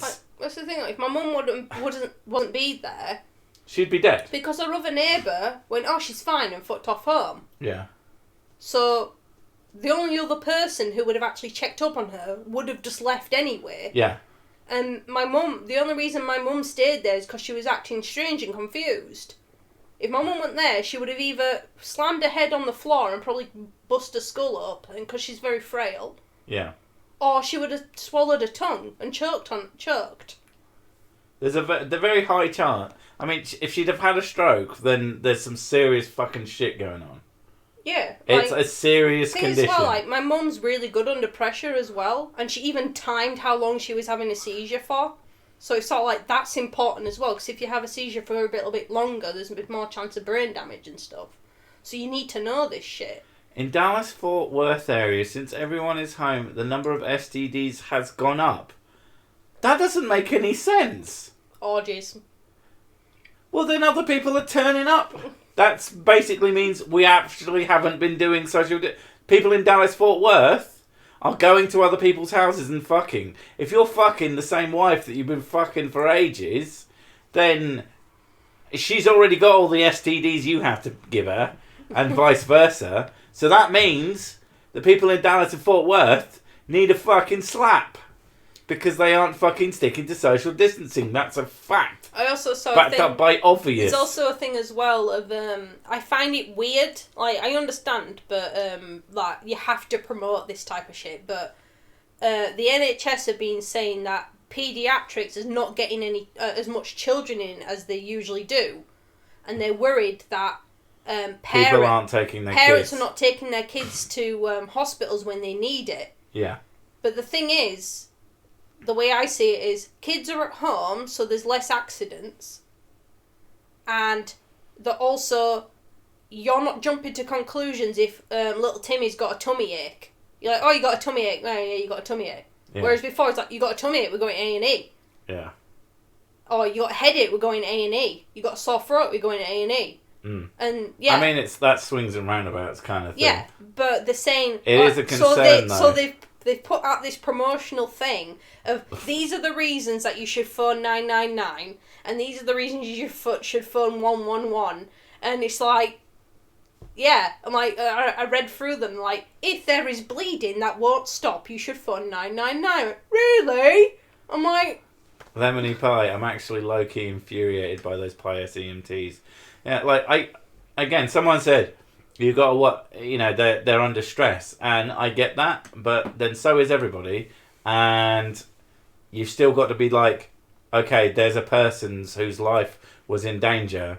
Like, think half a second. I don't care how stressed you are. Well, it's like that was just a stupid thing to say. With the social distancing thing, if you saw a kid drowning in a pond, you go, oh, social distancing, can't get him. Yeah, if you rescued a child out of a pond and then the fucking EMTs came home and said, oh yeah, well, you're supposed to be social distancing, it's like, fuck off. You go fucking drown in the pond. Jesus Christ. What a stupid, pointlessly unnecessary thing to say. There are times and places. Like, I get it. If there's some fucking little dickheads on the edge of your street all hanging out, 20 of them, then yeah, go tell them to stop fucking hanging out like the little selfish arseholes that they are. but someone's trying to save someone's life. Maybe you go, do you know what? Let's step back and go, oh, maybe this is not the fucking time. As you can tell, I'm fucking furious. Oh, when she told me, I was just gobsmacked. I am like, how, like... Happy Sunday, Michael. Like, paramedics, they are trained to not judge. So if they come across, someone overdosing, or if they come across someone doing something shitty, or there's a brawl, and there is one possibility that comes to mind is that they literally have to, but they didn't ask about the medical history. Yeah. Or they ask about what had actually happened. Which makes me think that they already packed her up into the ambulance, yeah. And then my mum had to mention to them because they didn't ask. Yeah. Because they were too busy complaining that they shouldn't have, you shouldn't be going in the house. What are you supposed to do? Burning house? I mean, social distancing though. Yeah, it's just ridiculous. And people need to be a little bit more fucking sensible. I don't know. But, on the other hand, I get it. You can't 100% blame them. Okay. Sorry, computer's going, Amazon! Look at this! Look at me! My granddad broke his hip last week at 100. Paramedics did good, so I'm told. Can't go see him though. I hope he's alright. I mean, I'm sure 99% of them are fine. And these two are probably dipshits who are fucking egging each other up. Yeah, my mum said they were young, so that's the thing. I think that she said, experience would probably help. Yeah, she said one of them was barely 20 at least. Yeah. She was really young, and the other one was a little bit older, but still mid-20s. So she's putting it down to them being too young. Maybe a bunch of newbies on duty due to regular sick or something. Yeah, I mean that makes sense. But at the end of the day. Just fuck me. Just don't. I would still give them a piece of my mind, and maybe they'll learn better. You're there to deal with the problem, that's the thing. You're not there to judge or complain or whinge at people. You're there to go, right, this person needs help, let's get them help, not whinge at people. I'm a small landlord and a gamer, been social distancing for years. What do you mean by a small landlord? Do you mean that you're a landlord of only a small number of tenancies? I'm a landlord of my own land. Or I'm 4 foot tall. A small landlord. I am a small landlord. I am teeny tiny. I'm so small. So I'm assuming that you have a few. It's like about what you do for a living, and you're like, okay, the houses are fine. Now it's time to play SimCity and be a big landlord today. 90% chance of saving a kid. 2% chance for dying of virus. I'll give it a 1% chance for that kid. I hate kids. That is true. I mean, yeah. Oh, pardon me. That was a really nasty burp. I don't know, I'm used to you burping. I've been here watching TV. Yeah. I can hear you in the other room with the doors closed. That's only because I walk up to the door and burp at it. I mean, I've got to make sure... This is where I burp. You think I'm sat in there, I'm actually stood by that door, cracked open slightly, lips through the fucking crack to make sure the burp goes through. That's important. I desperately need the toilet. Be entertaining. Oh, fuck. But don't be embarrassing. And if you're going to tell them something about me, make sure it's something cool. Ask me questions. What do you want to know about sick within reasonable... AMA about sick. Reasonable, reasonable AMA while he goes for a piss. Bleeding to death, sorry, nope, social distancing. That's one of the things that I was thinking about as well. What if somebody's got a knife stuck in them and they just sat there complaining about social distancing? I inherited 2 flats with few garage spaces in London. Fair enough, nice. SimCity is old news. The better city is City Sky. I like City Skylines. I always fuck about on that.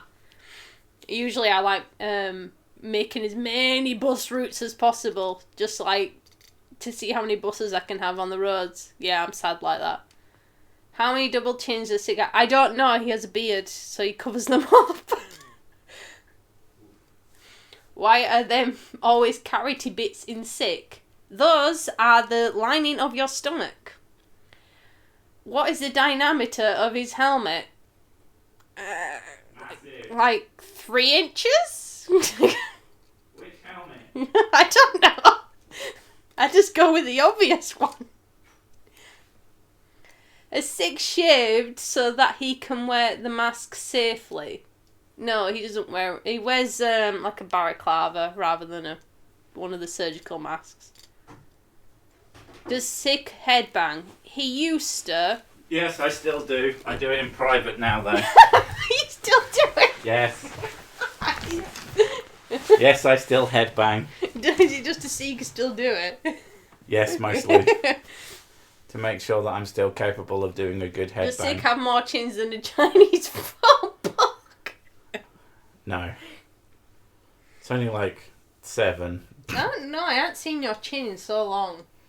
Yeah, but you don't want to, because then you'd have to see the potato face. No. I can feel one. I can't really feel underneath it. There's too much beard. Exactly. Genius. Everyone do the Dorona dab. Do you mean the Corona dab? How good would someone have to be at sex to peel away you from Sick? He is... How? Like, he's not just good at sex, it lasts long. We usually like 45 minutes minimum. 45 minutes is a quickie. He's a quickie for us, yeah. He has got a massive fucking cock. And what? You have? One of my first things when I saw your cock was like, okay, you can stop growing now. And he kept going. I was like, holy shit. Well, this is going to hurt. You're not the first person to be a little bit scared. And he's also kinky as fuck, so yeah. That helps me. Don't fucking tell them that. They'll start asking. No, you... They ain't fucking hearing shit about that, though. No, I'm the kinky one. You're just willing to help me. That's what it is. No, we both have kinks, and they're both... Yeah. No, you don't get to know, because I'm also... In fact, the thing about kinks is... fuck you. The thing about kinks is that they're no fun if everybody knows what they are. It's all about being a good secret thing. I remember telling someone that I had certain things that... It's all fantasy shit anyway, so it doesn't fucking matter. But someone trying to get me to admit that to them. And so it's like, yeah, but I'm not fucking you. Why would I tell you what my kinks are? How does that benefit me in any way, shape or form, you knowing what gets me off? I don't give a shit, I'll tell you. I don't find you attractive, dude. I'm not fucking telling you. I don't give a shit. I speak about my kinks. That don't bother me. Hell yeah. I mean, that's fine, but, you know. Mine are mine. Mine alone. Even the one with the melon and the donkey. Especially the one with the melon and the donkey. He's not hung, really, because you're a grower, not a shower. But Jesus fucking Christ, you're a grower. Yeah, I don't dangle, I sort of spear. Yeah. It's a very normal looking penis until it gets hard, and then it's like, where the fuck did all that come from? No, my kink is not fine. Jesus Christ. Oh no. my God. I have limits. Yeah, none of our kinks are particularly funny. They're not. Our kinks are not gross. That's what it is. And to be honest, they're not even I don't like shit. I don't like piss. I don't like fat. I don't like snot. I don't like feet. None of ours are on the disgusting end of the scale. They're mostly on the... Really? I think that's a lot of it. Would be just like, really? I surprise myself sometimes as well. I'm like, oh, for fuck's sake. But it's mostly about fantasy. We're very big on the... role play stuff, usually. People who... I genuinely think you can fantasize about anything. As long as it's a fantasy. Because it doesn't hurt anybody. But, you know... People who just do... Like, I don't get BDSM at all. I like light BDSM. Yeah, but that's not BDSM to me. I like to be choked. And I like to be scratched and hit. Nothing wrong with a little bit of choking and a bit of slapping, and a couple of falcon punches to the face. You know, throwing them off a bridge and then banging them unconscious under the bridge. That's BDSM, right? Oh, I would Bridge. I would do cosplay, but it's fucking expensive. Yeah. If I had the money, I would have an entire wardrobe dedicated to sexy cosplay clothes. But no, I don't have that. Could be fun. Like, yeah, I would be into that, but the only thing I can limit myself to doing is stockings, which is I know you're into. No. The main thing that you do to get me off, to get me going, is dress like a woman. Yeah. I don't usually do that though. I don't dress feminine, so. I like it when you dress feminine. I think feminine dress clothes are sexy. So you don't like my pants that I'm wearing now? I can't stand those pants. You also have those. You don't like my wife beater shirt. What is Married with Children? What's the wife called? Peggy? Peggy, yes. Peg, yeah. You have a pair of leopard print pants. I used to. This mysteriously disappeared when we moved house when I was pregnant. I did not consciously throw them away. The thing about those is, though, that there's part of me that I absolutely hate them. I think they're gross, disgusting. You find them very comfy. And then there's that little tiny bit of me in the back of my brain that goes, those are horrible. You should fuck her in those. What? No torture? We don't have whips and chains and stuff, but I would probably like it, knowing me. I don't like massive amounts of pain, but I like a little bit of pain. You do like a smacked bottom. Well, yeah, but you never do it hard enough. I try. Occasionally. But, yeah. Like, you can imagine it, like, in terms of... No, I don't do body latex shit. That's just weird shit. I'm not doing that. No. To be honest, if we really think about it, we're probably quite vanilla. The thing about latex as well is my body just decides, oh, by the way, you've got an allergy to that now, so yeah. Oh yeah. Yeah. It's like anything. My body hates stuff. Like I went, oh, I'll eat more soy things because I'll try and eat more soy instead of eating loads of meat. I tried to go vegetarian eating soy, and my brain just went, by the way, you're allergic to soy now. You're allergic to fairy washing up liquid. You're allergic to this. You're allergic to that. Or you're allergic to yourself. There you go. Forget the kinks. I'd really like to have the latex full body suit and gas mask for grocery shopping nowadays. Oh my god. Not a bad idea. That is a pretty good idea. Although that would be very sweaty. It would be very sweaty. Hentai. Which I don't know what hentai is. But if you talk about I Japanese animation porn. Yeah, I like hentai. But then when you're watching it and you're like, oh, this is quite good, and then they do something... And then they do something fucked up, and you're like, oh... Something fucking weird happens, like the penis explodes, and you're like, what the fuck? Why? That was good! Why did you make it not good? I think that's why they do it. Why did it need the blood? I think that's why they do it, to throw people off their stride. Oh my god, I would totally do that. Exactly, that's what if I made porn, I would make sure that they just absolutely ruined their masturbation session. That is such a good point. That is probably almost certainly the thing. Although, you know, someone gets off on that. It's like, oh, penis exploded. Well, I've just jizzed everywhere. I would consider my kinks mild compared to what other people are into. They're like kinky for actual vanilla people, but they're probably pretty vanilla for kinks. Yeah, they're like I said, they're mild. But they're also mine, and you can't have them. No, I'm not going to talk about your kinks. I know that you like lesbians, and that's about it, really. Who doesn't? True. Everybody should like lesbians. Yeah. Lesbians are great. Like when I watch porn, I always end up gravitating towards lesbian stuff.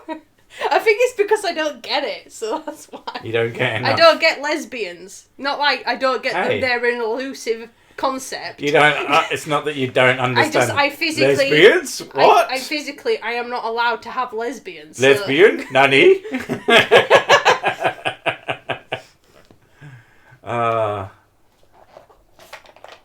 Over to Seduce Kaboogie. What the hell is that? I don't know. Did you fall asleep on the keyboard? Got to assume so. What is foggy border? Lesbians make great movies. Oh, lesbians in movies are fucking tame as shit, though. Well, yeah. Like, oh my god, we're going to kiss on camera. Isn't this amazing? And I'm like, oh god, skip. A good thing. That's one thing that I like about Netflix. All the fucking tame sex scenes. I'm like, oh god, this skip. 20 minutes in, skip. I have just figured something out. Like, I'm perfectly happy to admit to masturbating over things that I don't care about. Like, are you not a furry then? Like, there's some furry stuff that's like pretty hot, but I don't care about it. I'm not a furry. I'm not into it. But I've seen some fucking fox titties that are like, those are nice tits. Like, my kink is I think that is the kink what I have is the kink what I have. Yeah, the kink that I acquired is this is fucking weird. Isn't this strange? Maybe I should try it out. And yeah. It's things that are not naughty. That's the best way to put it. Like, things you're not supposed to do. Taboo stuff is the best stuff. Yeah, taboo. That's a good way of putting it. Yeah, like it's not even about what the thing is. No, it doesn't. I don't give a shit what it is. It's just because I'm not supposed to do it. That's what I like about it. My sexuality is the karma system from Fallout 3. No, think about it. Every time I have sex, I want to hear that noise that goes, ooh. And I just know that if my mum knew what I was doing right now, she'd be really fucking disappointed. That's my sexuality. I just want someone somewhere is just like, oh, why are you doing that? That's no. That you shouldn't do that. That's my sexuality. You lost karma. Mm-hmm. I lost karma for doing sex. I think that probably completely sums up. Goth chicks. Watching goth lesbian porn is one of my things, I think. I have a thing about goth girls. I do like a decent goth girl. I don't like the fact that most of them... Dominatrix type ones. I like watching lesbian dominatrix stuff. With me being quite... I'm naturally, like, submissive. I just have this image that they're both dominant, and so they just end up... I just stood at each other, glaring. But yeah, because I'm naturally submissive. I'm submissive to men, but I'm dominant to women. So, watching dominatrix stuff is quite fun for me. Goth chicks in latex. I like, what do you call them? Stockings. Yeah, stockings. We already covered that. The fucking fishnets, that's the one. You like fishnets and Even stockings. though they're not very That's why you liked me so much. Because you were Because I was a fishnets like every frigging weekend when we Yeah, met. but you were wearing shorts, and I'm not actually that into the shorts. I wore miniskirts, not shorts. I remember shorts. I have worn shorts with fishnets before, but I usually wear miniskirts. Well, you've got a cracking arse. Back when I was fucking skinny, yeah. Oh god, High school boys gets laid, turns into giant demon who destroys the world. A normal Friday in Japan. I mean, true. What about alien video you did? What about alien video I did? Alien video? I mean, I've probably covered aliens. Fallout 3 should be your guide everywhere, every time. I mean, yes. Look, I'm not really a fan of goth girls. Well, then don't... Why not? He's allowed to not be a fan of goth girls. What do you like, Mary Davis? Merle Davis. Merle, not Mary. I don't know. I can't fucking read. This is fucking Merle. It looked like an eye. Okay, fight me. What do you like, Person Davis? High school lesbians. Yeah. That sounds like a fucking zombie movie. Yeah, it does a zombie movie waiting to happen. High school lesbian zombies from hell. I'd probably watch that. You know, if you're going to tell me what you're not... I don't care what you're not into. Tell me what you're into. Oh, right, okay. Proper goth chicks versus, like, movie version of goth chicks. Okay. Well, the movie version of goth chicks is just like... They're just assholes. They're not goths, they're emos. That's what they are. I miss the Get scene in London. Then came the tourist. What is the Get scene? I was 18, nearly 19 when I met Sick. Yeah. Yeah, there you go. I was 24. 4? Yeah, 24. That sounds about right. Yeah, you're 24. Yeah. And I was very sexy, apparently. Oh, fuck yeah. Gets in London, get in. That's it. It's the get Catholic in. high school girls in trouble. I'm sure I've rented that one out. Oh, talking of Catholic. It's a weird thing actually. Like, I like girls with tattoos as long as they are Good. matching.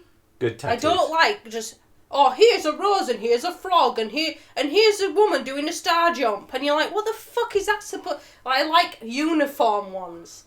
Like, one of my favourite ones is like having a sleeve that all connects and it looks really good together. And that is purely just from an artistic standpoint. I don't want a doodle book. I want a masterpiece. There is no one alive who can comprehend my sexuality. All right, Alucard, calm down. Check your privilege. Oh, man. If you haven't watched Hellsing Abridged, my God, that shit is fucking dynamite. Like, you're not particularly into... I know we're going completely off topic and I don't give a shit. Dragon Ball Z Abridged, I really, really, really like.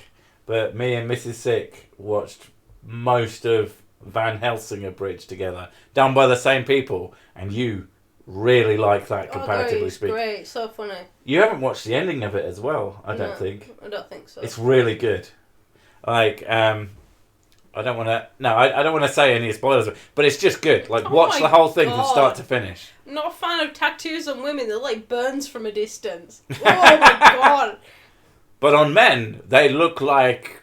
What? I know. I was really into... Child grill. I was really into the idea of getting a tattoo when I was younger.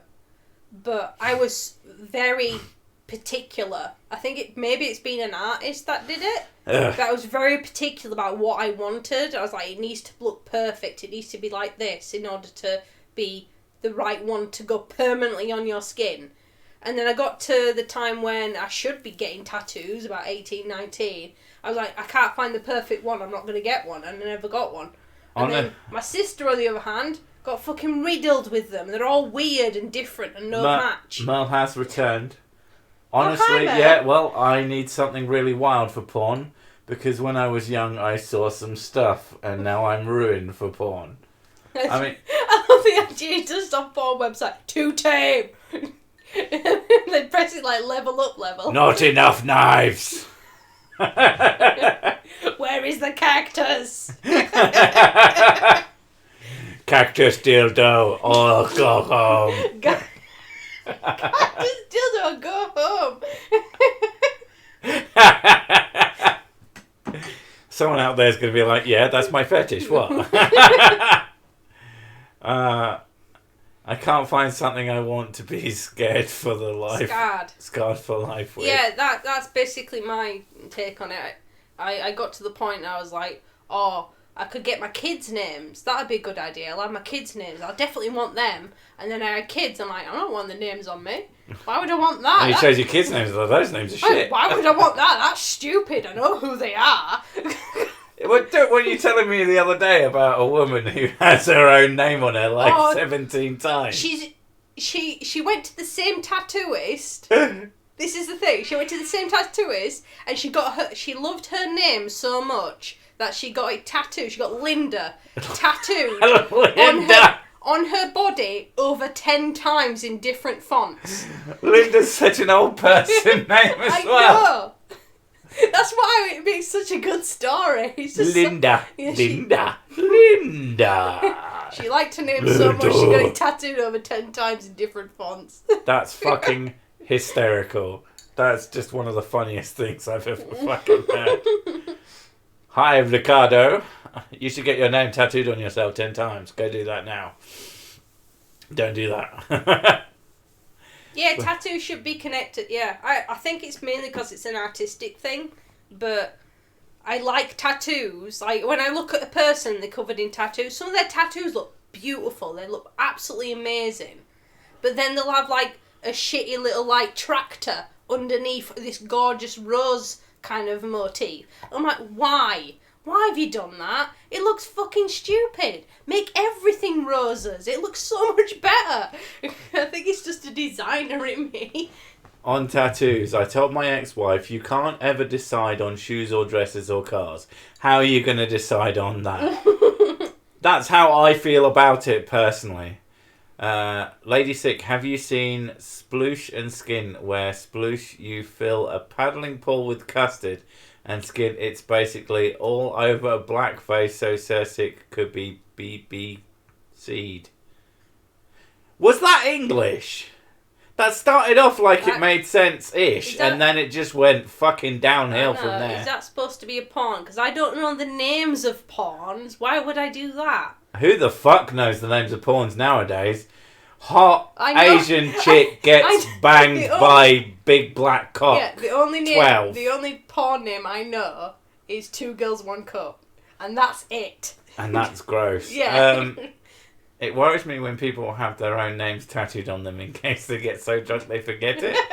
I remember someone getting their name tattooed along their forearms, and I couldn't get fucking over it. I think I pissed them off with how much I just couldn't stop saying, but why? Why? Do you forget your name often? Why did you do that? Are you stupid? I mean, maybe... But it was just the fucking dumbest thing I'd ever fucking heard. I think one of the biggest things that the reason why getting names is just wrong is, especially like, you'll have like your lover's name or whatever on you, and the amount of people... Oh, that's just fucking stupid. The amount of people that I know that have got their ex's names on their neck or on their forearms and shit. What? Thingy boy. And yeah, and it's like, and most of the people I speak to about their tattoos, and they're like, oh, I don't regret getting it, I just regret that it's that person's name instead of somebody else. And I'm like, well, then you regret getting it, you dumb fuck. And like, and I think that's when the idea of getting tattoos is like an addiction. When you get one, you always want another one type of mentality, which is apparently quite common with people who get tattoos. Like my sister, she got one because she has colitis disease, or colitis Crohn's disease. So she got a tattoo down the side of her stomach for it. Now, Slick Shit says, yeah, so... Did you get your name tattooed on yourself? Because I will make fun of you for that. Why? Why would you do that? If that's what that's in reference to. Because, literally, I don't care who the fuck it is, who the fuck you are. If you got your own name tattooed on yourself, I will make fun of you. If you are self-aware enough to realise that that's a fucking ridiculous thing to do, then fine. I'm still going to make fun of you for it. But that's fine. But if you think it's like an even remote... I can't think of a single situation where that's like, yeah, that makes sense. But like someone go... Or that they forgot their... If they literally don't remember their name. But someone come up to you and you're like, and they see one of your tattoos and it says like John or whatever, you're like, oh right, what's the story behind that tattoo? Who's John? Well, I was really drunk, that's right? That's me, that is. And I'm like, oh, okay. I'm called John. Now, I can only imagine that the only story to your own name tattoo starts with, well, we were getting really drunk, and it's a we. I don't think I've ever seen a name tattoo that wasn't done simultaneously with like 3 or 4 other people getting it. And no, I would not fucking do it. Like, that's the other thing. Like, I have been in situations where people have tried to talk me into doing something permanent to myself. And I said no. I've never understood peer pressure. I've always hated it. I don't know. Because it makes me feel really uncomfortable. I think that's the same with me. I've never been peer pressured into anything. I guess I always say no to people. I hate it because I've always been made to feel like a massive arsehole, but I've never done something that I didn't want to do just because everyone else was doing it. Like, I like it when I want to do something. I think that's where we're quite similar in that, like, we don't really I do like it when I want to do something and everyone's like, let's do this thing, and I'm like, way! I think that's where we're quite similar in that we don't tend to follow the crowd. Yeah. Like, I don't know. I don't really see what's the point. All you're doing is going, look, I'm part of the group, and you're like, okay, what does that get you? Nothing. Go full Steve-O and get a pic of your face tattooed on your back. To be honest, of all the tattoos in all of the world, that is one of my favourites. Just because it's him with both thumbs up. I watched a thing recently. That's so fucking funny. I watched a thing recently with Steve-O, and he was he's basically said, yeah, I didn't think I was gonna live past 30. So I did the dumbest fucking shit I could ever think of. To be honest, because I was convinced I would not live past 30. I didn't think he would live past 30. Is he still alive? His voice is fucked. Like, he talks like this. Yeah, he always talk like this. Yeah, but he's really bad now. Well, he probably smoked all of it. Smoked all the cigarettes, all the Maharana cigarettes, and all of the penais. And then the first thing he did was, it was a cooking thing with Gordon Ramsay. And the first thing he did was he put hot sauce, his own hot sauce, into his eye to prove how hot it was. And Gordon Ramsay was like, you're a fucking idiot. Gordon Ramsay comes off as one of those people that's kind of... like IRL is quite fatherly. He is. And I imagine I could see him smacking Steve-O up the back of the head for being an idiot. Like, what the fuck are you doing? Are you fucking insane? So, like, I've always enjoyed Jackass. Yeah, I turn drunk client or high clients away. But that's the thing, though. That's what a tattooist. They have a responsibility to do that. Yeah. But there's plenty of people who's got, I want money. So, yeah. This is, of course, the world's poorest tattoo artist. Another thing as well is... Actually, no, if you're a good tattoo artist, it doesn't matter. I watched this thing as well as... there's a video going around, and there's a little girl getting her ears pierced at a tattooist. Mm. And the tattoo guy who's with her is really good. And he's like explaining everything to this little girl getting her ears pierced and everything, like, oh, it's gonna hurt a little bit, but it'll be fine and everything like that. And he's distracting her all the way through so it doesn't hurt. And he's really fucking good at it. And that's the whole point of the video. But then they got people in the comments complaining, why would you go to a tattoo artist to get your ears done? I'm like, one, they use needles instead of frigging ear gun things, right, which is really fucking bad because it tears open your flesh. And I think when I had my ears done, I had an ear gun done. Yeah. And I can still feel it in my ears now. There's like a hole. Right. Because I got massive infections, and I was like, I should have gone to a tattoo artist to get my ears I don't know. I went to a tattooist who used a gun, and it was fine. Well, I had my ears redone. The only problem I had is that they'd run out of silver balls, so I had to have a fucking gold thing with a blue fucking fake sapphire. I had my ears redone later on, and he used a needle. Yeah. And he said that, the reason I probably got infected was because I'm allergic to nickel. Yeah, that's the thing is, he knew that. He just knew it. And, and he put a needle in and did stainless steel ones for me, which worked for a while, but I can't be arsed with earrings. Someone just sent me their friend's tattoos on Twitter. Oh, fuck. And apparently Mrs. Sick could end up with wet knickers.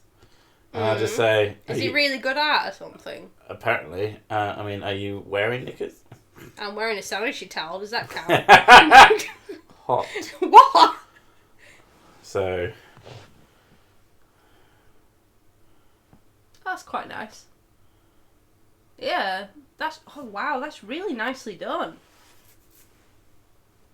That is a nice piece of artwork. I would skin that person. I only go to tattoo artists who have a waiting list. Most of the time, they take their time and don't take the dumb idiot who just wants a tattoo. Well, yeah, exactly. It's really, really nice art. Yeah, I like the Cthulhu type one. That's really good. That's kind of the thing, isn't it? If a tattoo artist who can take you on the same day as you are drunk out of your head is probably not the tattoo artist that you want. I mean, maybe they'd be good at it. One of my friends... Doubt. One of my friends, his stepdad was a tattoo artist. And while they were drunk, but the tattoo artist was drunk, and his missus was drunk, and my friend was drunk, and they went, oh, let's get out the needle and start doing tattoos. And the first thing that happened was the drunk woman went, oh, I can do a tattoo, that can't be that hard. I've seen you do it loads of times. He went, alright, then do my ankle. And now he's got a line and a squiggle at the bottom of his ankle because she had no idea how quickly the pen went. Yeah. And he's like, oh, I'm thinking of getting it covered up, but I might keep it, I don't know. Honestly, just for the story, it's kind of worth it. But at the same time, that's just fucking stupid. You can have 5 to 10k worth of work. The funny one is her leg that only half done. Yeah, I mean, that's the thing. Like, I don't begrudge other people tattoos. I will probably never ever get one done. Money. Oh, the whole time. Oh, will it look good when you're old and wrinkly? You can get it retouched. Yeah, you could. You can get them retouched, and some people, there's these older people who had their tattoos done in like the when they first became popular in like 60s, 70s. Yeah. And some of them, they stood there with grey hair and everything, and their tattoos look immaculate because they'd redo them, and they look really good. That's the thing. If you care, like if you genuinely care about, if you're in tattooing culture, your tattoos are probably always going to look good. But then you get like people who, like old men down at the pub that got them done in their early teens. But if you, and they've had them for 30 years, and they're all like spreaded and moulded. There is a big difference between getting a tattoo done for no reason. Get it redone. Don't get anything done for no fucking reason. Don't get things done for stupid reasons. It's really simple. 236 farts now. You've got a problem, dude. Go for a shit. You probably need one. Be prepared to spray some smellies in the air. Jesus. UK law, they can have you done from doing work on drunk people. Good. I'm glad to hear that.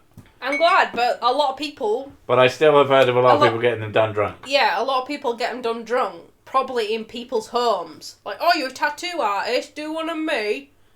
I don't think it's just that. I think people go... I think there's lots of tattoo artists who don't really give a shit.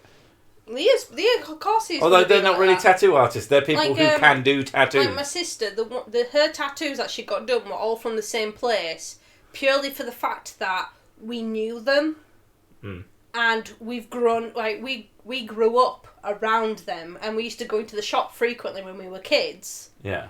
Just I went in to look at the artwork. My sister went in to look at all the medical shit, which actually kind of explains a lot now. But she wanted to know all the procedures and stuff and that they did, because she thought she was going to be a tattoo artist. And we've grown up around them, so we know them, and because we know them quite well, my sister just assumed, they'll take extra care of us. Her tattoos look beautiful. They really do. She's got some roses on her shoulder which look gorgeous, and they're kind of like shaded and everything. They look beautiful, really nicely done. But her other tattoos don't match, and it bothers the shit out of me. She's got butterflies on the front of her calves and the back of her calves. I'm a piss artist, does that And then count? she's got roses on her shoulder. She's got lilies up her stomach, and she's got like one up her side. And she said, "Oh, I'm gonna get one on my back as well, of like angel wings or some shit." And I'm like, "Oh my god, you look like a doodle bug. It's fucking stupid. If you got everything flowers, at least it'll fucking flow." 22 years of being a tattoo artist, I've seen it all. Have you ever drawn a rabbit with a giant erection biting the head off of a deer? It's about as random as I can think of right now. I watched this thing on YouTube about the worst tattoos of people that people have asked to do. I imagine they're just total garbage.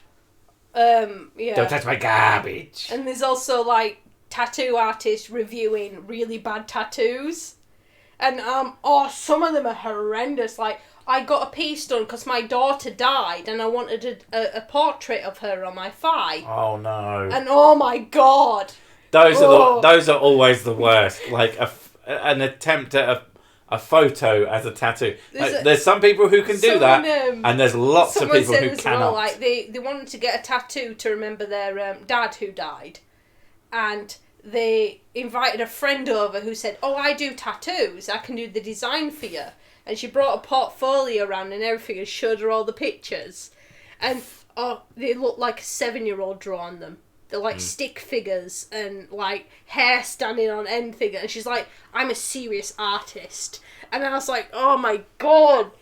She's like, "I really like," and it's the whole situation of trying to like be nice, but also like, no.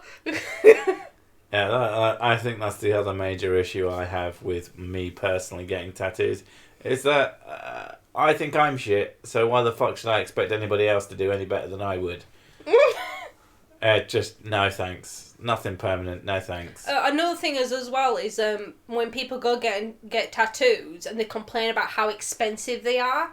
I'm like, well, if they're more expensive, you're going to have an artist that is trained. You're going to have an artist. You're going to have an artist, yeah. Not someone who knows... We do need to make that distinction, though. There needs to be a place you can go. We have tattoo drawers. Drawers, yeah. Drawers, not drawers, because those are one step up. And then you have there's tattoo artists, and you need a fucking license to be a tattoo artist. You need to prove you can actually draw.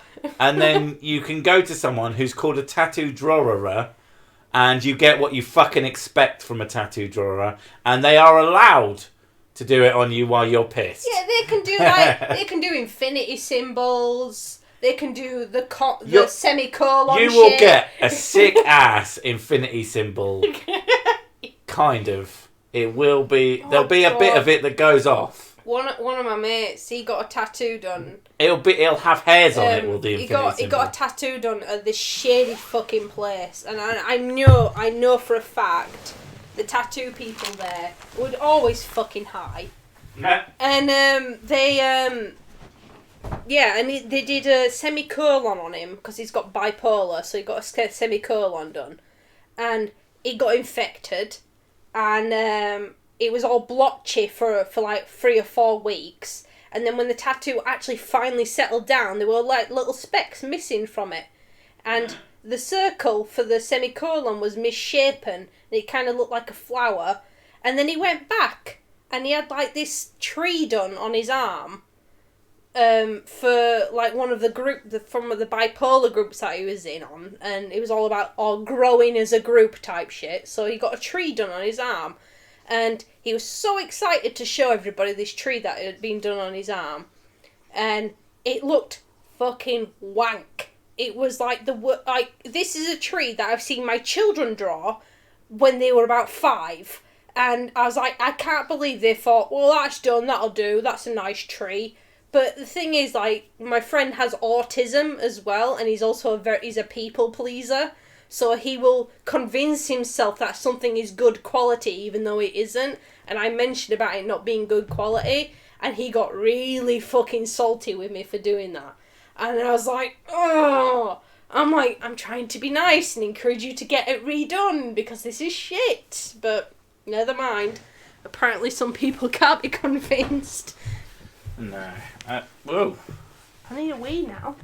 Good plan, Batman. Yeah, right. Evening, James. The funniest is when a client tells you, my friend is really good at drawing, so I already have my design. Then you see the design.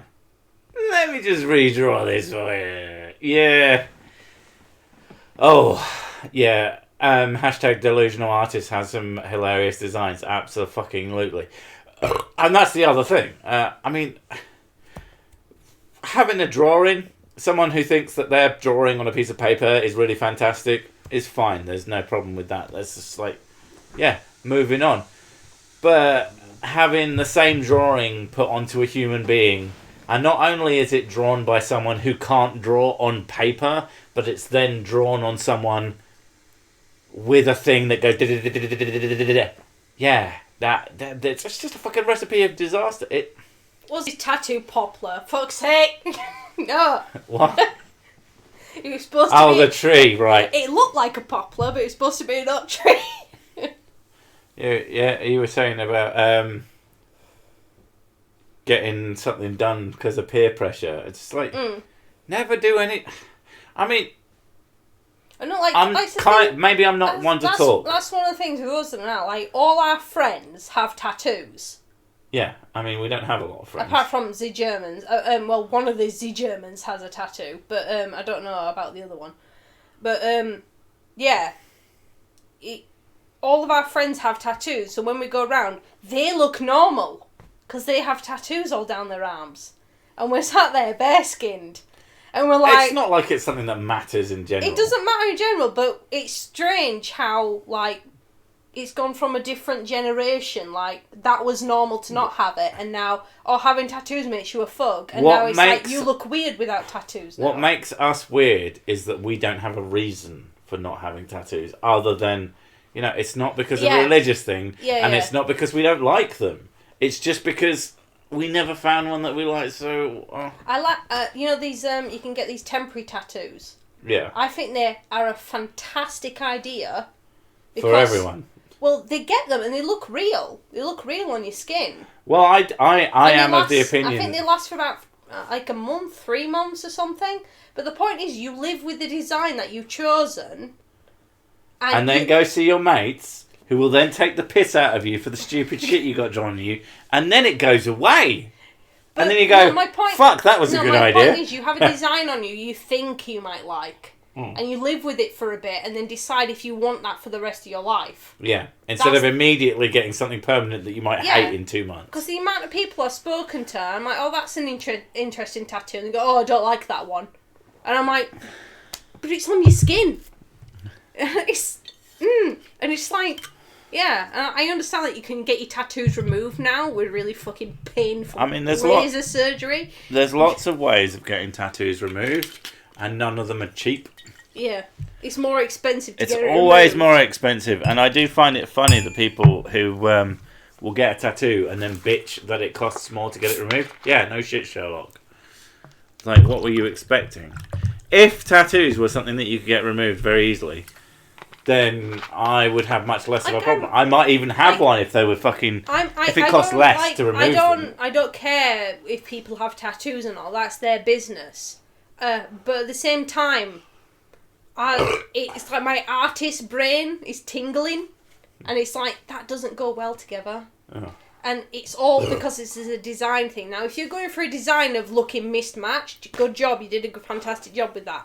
But for me, it just doesn't look right when you've got random, like, empty bits on your arms as well, or you have a giant one on one thigh, and then teeny tiny little specks all over the other one, and then you have fucking classic stars going down your neck, and you're like, oh my god, you're just getting tattoos for the sake of it. I'm like, and like, I mean, again, that's fine. Like, it's your choice. That's fine. It's just from a design perspective. And, I can remove tattoos, angle grinder. Yeah.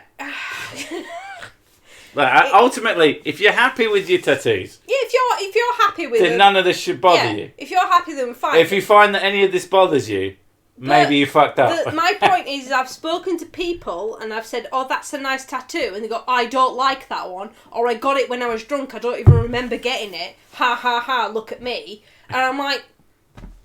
I have to say, when I've been very, very drunk, the last thing I think about is getting a tattoo. Mostly, what I think about is going to sleep. When I'm drunk, all I want is sex. Yeah, you either want sex or you want to go to sleep. Yeah. Or you try to find another way to get more drunk. No, because I end up crawling on the floor, puking, and having to have two men lift me up.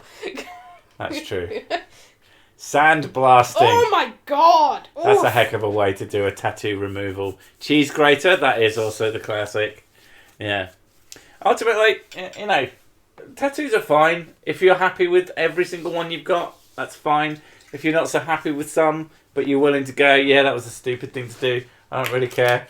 But if you've got really shit tattoos and you're really proud of them all, I'm just like, what the fuck's wrong with you? This is just this is just a perspective from somebody who is very from non-tattooed people who don't care, technically, as much as we've spoken about them. I like uniform. That's if you've got... You like art because you do an art. If you've got a rose motif all the way down your arm and it kind of goes up onto your neck and to the back of your shoulder, beautiful. Absolutely Memory gorgeous. Man. All of his tattoos are gaming related. Oh, Yeah. Nintendo. Yeah, I like them. That's the thing. Yeah. I like. Actually, no. He has a phoenix across his chest. He has a phoenix on his chest. It's not across his chest. The best. If you didn't know, Memory Man. He's called that because he lost 5 years of his memory just like that randomly, twice. Well, technically, the second time he lost the same one, so same difference. But yeah, like he woke up with tattoos that he doesn't remember getting, but he still likes them, which kind of speaks volumes to A, their quality, and B... He's gaming one, that he's going for the gaming sleeve down his arm. Yeah. And it's got all the Pokemon It's got Mario and Pokemon and I think some Zelda shit. Yeah, I like that. That looks cool because Yeah. it's all fucking related. So basically, your rules when you rule the world is anybody who has unrelated tattoos, related, they go in the meat grinder. You can have a tattoo of many wigs, right? You can have tattoo of insects. You can have tattoo of brand names like let's be Tesco's fair. and Asda and shit. Someone isn't allowed to have spiders all up their arm. No, because they go in the meat grinder. They can have that as long as they're all fucking spiders. No, as long as they stay away from you. I like uniform. You don't like spiders. If I ruled the world, this is how it would be. Yeah. Is people have uniform tattoos, not just random shit posted all over their body, like post-it notes. It'd be actually designs, and it'd be great. Falling on the floor puking, you say that like it's a bad thing. It is when I have to fucking clean it up. It's not a bad thing, I don't remember it most of the time. And I ain't sitting in a room with fucking puke. Last time I was like that was my birthday. And my birthday's coming up in 2 weeks, so get used to that. Like you're going to get that drunk. You don't get that drunk anymore. You're too good. I'm too good. No, it's because I can't be arsed drinking, but it's my birthday. Of course I'm going to fucking drink. It's my birthday and I'll puke if I want to. Yeah. Puke if I want to. That's the song. Lots of small random tattoos is called Been There badges, like the location patches on the 17 anorak. It has to like a mural, not patchwork. Actually, if it's done right and patchwork like looks okay, like if you, I don't know. The thing is as well is when people go to multiple different artists who have different styles. Yeah, that probably That's doesn't help. what bothers me as well, is you've got different styles. You know, if it was all the same style, it's still uniform. Like I've seen tattoos that are obviously all different, but they had an air of being a stained glass window on a person. Yeah. And that looked good. Yeah. Why the fuck are we still talking about tattoos, for Christ's sake? Which Which is hilarious, because we don't fucking have any. We just, like... To say we're unqualified to talk about them is... I'd like the idea of getting a full uniform, like, sleeve or something like that. I like the idea of it. But every time I look at it, I go, it could be better. It could be better. It could be doing something better. The thing is as well, I'd have to design it myself. I couldn't have somebody just randomly design it. I'd have to do it myself because I think... And then I'd have to draw it because I ain't paying anybody to fucking do it for you. Me personally, I like to have tattoos have meaning. They have to have a meaning behind it. Well, that was always my idea. It's like, well, I'd have a tattoo, but it'd have to have a meaning that I really cared about. And I'm like, oh shit, I don't give a shit about fucking anything. But, Your kids? I mean, I like them sometimes. But yeah, like, I'd have to have a meaning behind it. That's just me personally. So, I'd have to design it myself. And I hate all my artwork, so it's not going to work out. FYI, for future kids going through these streams, I do actually quite like you sometimes. I mean, love. That's the one. I love you. Honest. You're going to give them this as their birthday present. When they're 20. Happy birthday. I cannot eat. You're alright. To be honest, they're going to get this shit regardless of fucking... That's what someone said. He's like, oh, you're making fun of your kids. And blah, blah, blah, blah, when they hear this. It's like, they'll have heard so much worse. Oh, God, I take the big out of them already, so... Like, we spend a lot of time... Time? The trying time. We spend a lot of time trying not to fuck our kids up. Oh God, we do get the piss out of them though. But you got to take the piss out of them. Like, they need to know how to have the piss. That's the thing. Everyone is going to take the piss. So they need to learn how to have the piss taken out of them.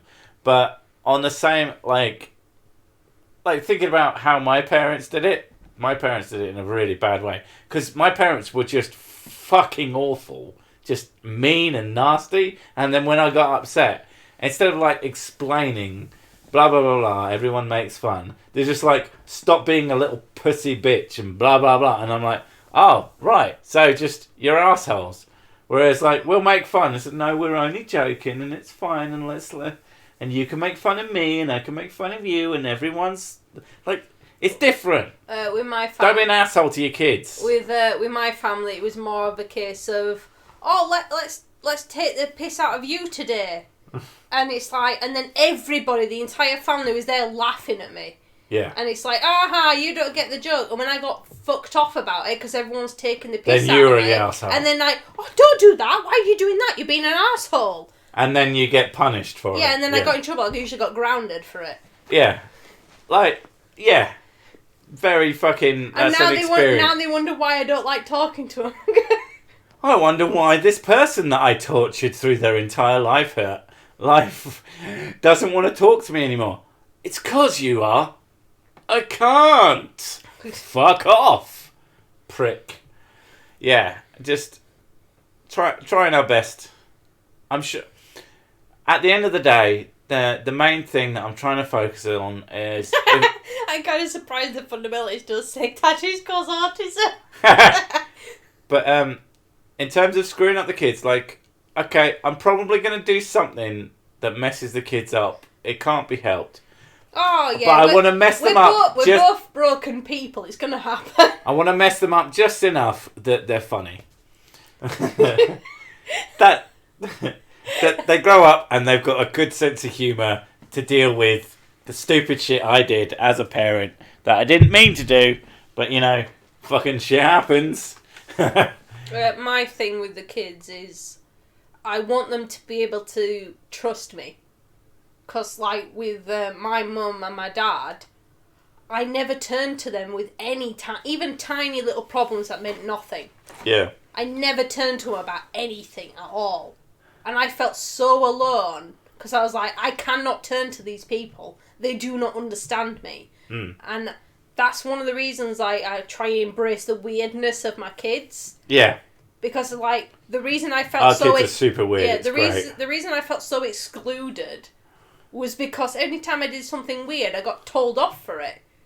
So now every time they come in and start doing, like, weird wiggly dances at me, or start, like, screeching and going, ah, as they come into the room, I start laughing and enjoying it, because it's like, my mum never did that to me. She shut up.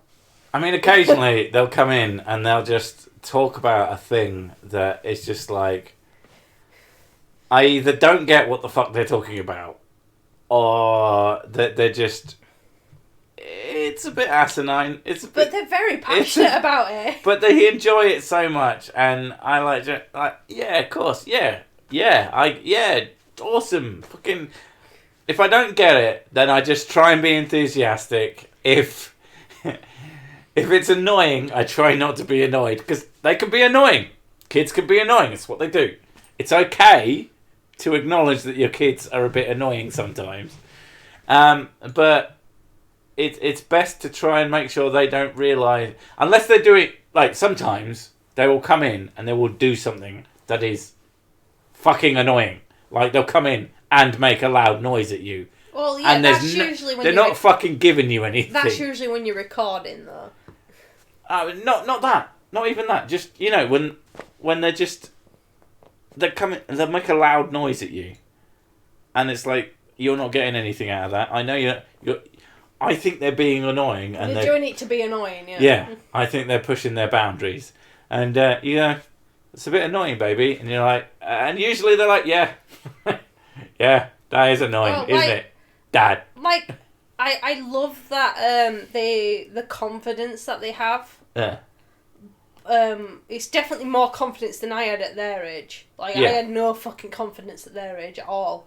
But one of them earlier came up to me, and I was talking to her, and I was watching something that had sign language in it, and I was explaining sign language to her. And I know a bit of sign language, so I was showing her some sign language, and she went, bored. Oh yeah, I heard that. I was washing And up I or was cooking like- or something. And I was like, that's really rude. That is so And I fucking had to rude. tell her, I'm like, you can't do that. That's really rude. And then she got upset. She got upset, and I was like, you have to tell somebody. If you're not interested, say, I'm not really interested right now, thank you. Not, You can't. God!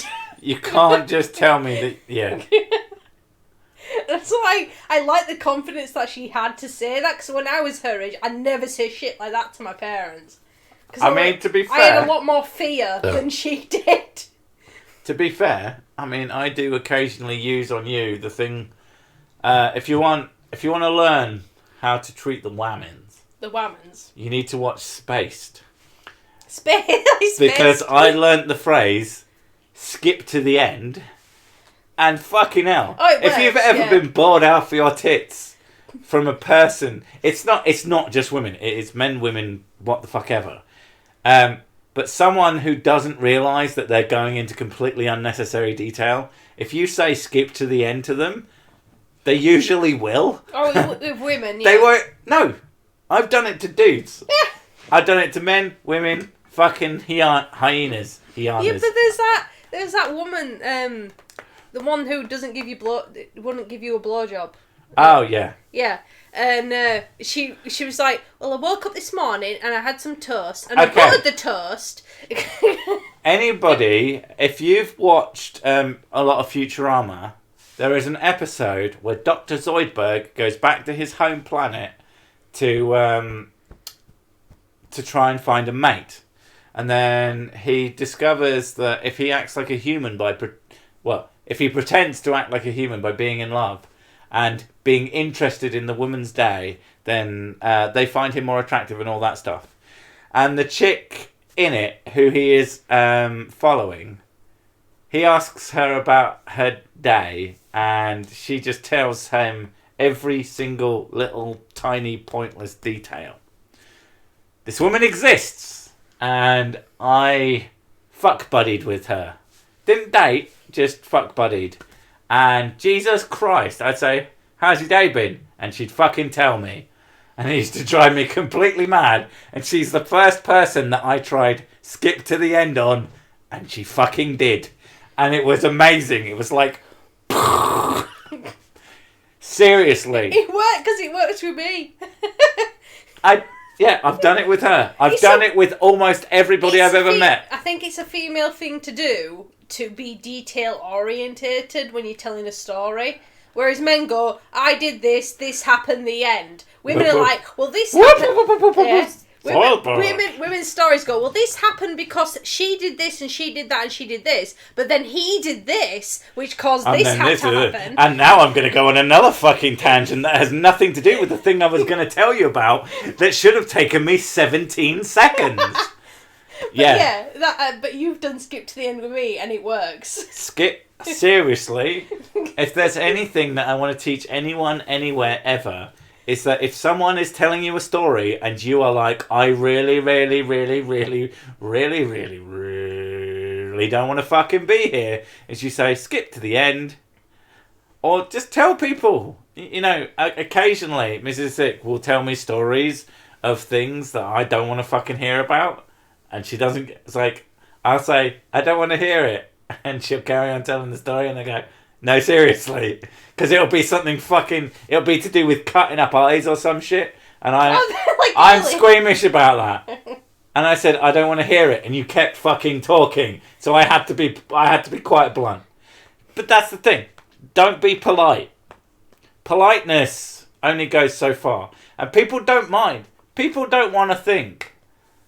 A lot of people don't want to think that they've upset you. Like, politeness is fine, but people need to know your boundaries. Yeah. But skip to the end is one of the weirdest things. It works wonders. It's one of the weirdest things. I like Gary Stewart. Skip to the end, though. Skip to the end is the end. There you go. Alright, bye. Also, if you're listening to terrible streams for terrible people, then skip to the end is the last thing you have to have on your mind. But some people don't know when they're being obnoxiously boring or just being too detail orientated. And Yeah, you can get better conversations out of them as well. Because at the end of the day, no one actually wants to be boring. I think is the simplest way to put that. No one wants to tell you an uninteresting story. They don't mean to. And if they clap back after you say skip to the end, they're just an asshole. Or you're an asshole. And you're just saying skip to the end to everything. I guess it depends how you say it. I'm sorry, sir. It looks like you have stage 3. Skip to the end. Yeah. Like, what? If you do it like that, then yeah. Okay, 3 months. Someone's like, I've really got something serious to tell you. Skip to the end. That's a bit mean. Your mum's dead? Don't be polite. Damn, I'm screwed. I'm Canadian. What I'm saying is, you don't have to be polite. And no, if something is annoying you, you should let people know it's annoying you. It's not even that. Being annoyed, but you know when you sat there and you're in a situation and you fucking hate it. And you feel yourself going into the void. Yeah. You can feel yourself glazing over. You can... And, I don't know. I mean, my mum, she glazes over whenever I talk about technology stuff. Oh, yeah. And you can see it in her eyes. She's like, yeah, The stupid thing is, I'll start talking... Like, I'll only discuss technology stuff in things that I think relate to her. But because it's technology, she immediately glazes over. This is a person who runs a business based on fucking technology, and she'll immediately glaze over. You can see it like in her eyes, though. Yeah. You can see her eyes. You'll be sat there, and she's actually talking. Like, she'll talk to me, and she'll talk about the kids and everything, and you can see that she's engaging. And then she'll look to you, and you start going, oh, well, there's this new technology, blah, blah, blah. And you just see it go, boo, there's this thing that could help your business and make you more money. Well, actually, no. As soon as I say make you more money, you see the lights turn straight back on. And she's like, what? Comes back up. Repeat everything you said for the last 30 minutes. She does like that monies. I'm German, so being polite isn't an option. Yeah. It's but... I would say, as an English person, and probably a lot of Americans and a lot of Canadians could probably get away with it as well, is that skip to the end is one of my favourite tools for not being stuck in a conversation that you don't give a shit about. And there's lots of conversations you're just not going to give a shit about, because... All you need to do is look engaged in the conversation and say it. Yeah. That's all you need to do. And people go, oh, right, okay, yeah, I'm off track here. And that's what they say to themselves. So they get back on what you're actually saying. Like, it's a little bit rude. But at the end of the day, it's rude to start telling me a story and then skip off to a different story. I'm not interested in that story. I didn't say, I'll stop you right there. For the start of the story. I was interested in the start of the story. I want to hear the end of that story, not the end of a story that's fucking 12 stories removed. The thing is as well, is because I know that you use that, that when I start telling you a story... You tell yourself it. I tell myself skip to the end, and it's like I need to be relatively straightforward to what I'm going to say, and it helps in conversation then. Occasionally I do go off on one because I can't help it. But, yeah. For me, most of the time, I get annoyed at being in a sidetrack story if I'm doing something. And you're like... And I'm stopped from doing the thing I'm... This person, John, that I know... I have no idea who that is, but they're talking about this person. I have no idea who that is. Like, here's a good way of telling if I'm not paying that much attention to your story. I have one headphone still on. Yeah, but you do that anyway. Yes, because I'm working or listening to something. Yeah. Yeah. Yeah. But you do that all the time. Because you're talking to me and I can't... Yeah, but you do that all the time. No, I don't. Sometimes I take the headset off and I turn to face you and then you have my full attention. No, you do that when you're telling me something you just watched. That's the only time you take That's both not- your No. That's the only time you take both your headphones off and you turn to me is when you want to tell me something. That's the only time. And what do? I fucking listen. Take a page out of my book, bitch. That's not even remotely true, and I think you know it. When you are feeling shit, when you tell me that you're feeling... Oh, when I'm feeling crap, yeah, you do take your Oh, when you're trying to care for me. Yeah. Exactly. When it's life or death situation, you care for me. Yeah. When it matters. But when I'm telling you about a little girl who can't feel pain and she cut her own cornea open, yeah. Ah! And that's when I tell you to stop telling me the story. That's when I stop being polite with the one headphone where I'm not really listening. And when I say, can you not? Yeah. I don't know, I'm just not squeamish, so it's See, that's the weird thing. to me. When it matters, I will listen to you. When you're telling me inane bullshit, I don't give a fuck. I admit... I don't think you even give a fuck. I admit, 99.99999% of everything I say is fucking bullshit. Because it's just like, oh, here's the thing I'm interested in. Is it that little? Here's the thing I'm interested in. Let me just spout information at you because you're next to me. You just need to tell... Shit, we should get you a sex doll to talk to. I watch something that bothered the crap out of me or I find interesting, I need to tell you. That's all it is. I need to splur. But if it's something really fucking important that I say to you, I usually stand right next to you and tell you it. I don't sit at my desk or whatever or call from the other room. I go to you if something's important.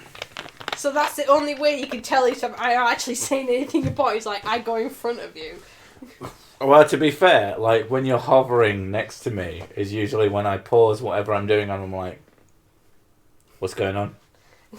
Did one of the kids die? Yeah. Everything I say is a lie. True. Truthfuls. Trolls. What's true in German? Oh, for fuck's sake! I'm trying to learn German, but in my own way. You can stay, but the Ferengi in the monkey suit has to go. Talking of Ferengis in monkey suits, I've been watching a lot of DS9 recently. Is that how you pronounce it? Va? I don't fucking know. I don't speak German. Shh. Yeah, va. It's true. Va. What's false? Nah. So I'm going to use that one way more. Nah. Falsch. Falsch. Just sounds like false. I think it should be va and nah. Va and nah. Nah. Alf and app. That's the one that I learned. Up and down. Alf and up. Alf and up. Alf is up? I'm assuming so. You don't even fucking know. Alf and up and down. Is Cersei just wearing headphones? Are you talking about when I'm not listening? Because I'll be sat there with my headphones on, doing something on my computer, whether that be working or watching a video or playing something, or I'm doing. Doing, yeah. I'm busy. And she'll turn around and sit there staring at me for a good... Remember your ex's little girl? What are you doing? Doing. What are you doing? Doing. Yeah. But no, I'll see her out of the corner of my eye, looking at me for an extended period of time with this I want to tell you something look on her face, which is like half smile. Yeah, but then you carry a look at the screen for ages. Yes, trying to ignore you, hoping that you turn back to carry on doing whatever the fuck you were doing, so I can keep doing what I'm doing. How much your date answers women? Blah, blah, blah, blah, blah. Man, good. Or fine is usually when it's bad. Yeah. Yeah, she'll sit there staring at me, and then eventually, if she doesn't stop, I'll just grab one of my headphones and put it up. I'll pause something, or I'll stop doing, and I go, fine, you know what? I won't fucking talk to you, right? There you go. Oh my god, really? No, I'm fine. Fuck! Such a liar. Oh, Don't you hate it when someone threatens you with what you want, and then they go, "No, I wouldn't do that to you. Fuck. I wouldn't possibly make you happy." How much have you had this wonderful evening? I've had the last half of my Rom Platinum 20th Anniversary XO Barbados. Was nice. Need to fill my supply again. Well, me and Mrs. Sick have shared a cheap bottle of bourbon that we've almost finished. And now I want to do Beat Saber. Yay! You want to do Beat Saber? I mean, we're getting on to the third hour. Oh shit! I know, right? Okay. I might as well give it 15 minutes. Well, yeah, might as well. Got to round it up. I mean, I saw it when it was hitting past. This is like a public family therapy session. Oh no, we're like this all the time anyway. Yeah, we like this even off. She's been very aware of the fact that I tell her to skip to the end. If that basically sums up our relationship, is that I tell her what I do to stop her being annoying. Our relationship massively improved after I went to therapy and became more aware of who I am as a person, and way more aware of when my issues were arising. It turned out that I'm amazing. A lot of my issues are just hormonal. So I'll get a hormonal emotional surge and not realise it. It's got nothing to base on reality at all. It's purely just emotional. And I'd just project it onto something. Like, I'd suddenly get a surge of anger and go, I must be angry for some reason. I'm angry about this. Yeah. And not realising that I'm just angry for no fucking reason. Essentially. Yeah. It's not the same as no reason. Well, it's an emotional reaction. It's a chemical reaction. It's not an actual reason for being angry. It's just a chemical reaction. But since I've been aware that I'm very hormonal, our relationship has improved massively. Dude, as much as I hate to say it, sometimes when a customer gets pissed and threatens to take their business elsewhere, I think to myself, good, I hate your vehicle anyway and I won't miss you. No. Don't hate that. Fucking embrace it. Yeah, fire customers. Yeah. You are allowed to... okay. If it's your business... If it's not your business, that might be harder to do. Yeah, that's harder. Yeah. But if you have a business and you have a customer comes in who makes everything worse, fire them. You are absolutely in your rights to fire customers. Like the ones that go, I'm just going to take my business elsewhere. Bye then. I'm glad to hear it. I find it fucking hilarious when someone says, I'm going to kick you out, and so we won't come back again. That's the entire fucking point. I need the most least amount of stress in my life. I have enough stress running a business. Yeah. I don't need stress from you. That's the way you need to see it as. There's always going to be customers. They usually continue to come anyway. Of course they fucking do. Yeah, of course they do. I'll see you next week. That's all you...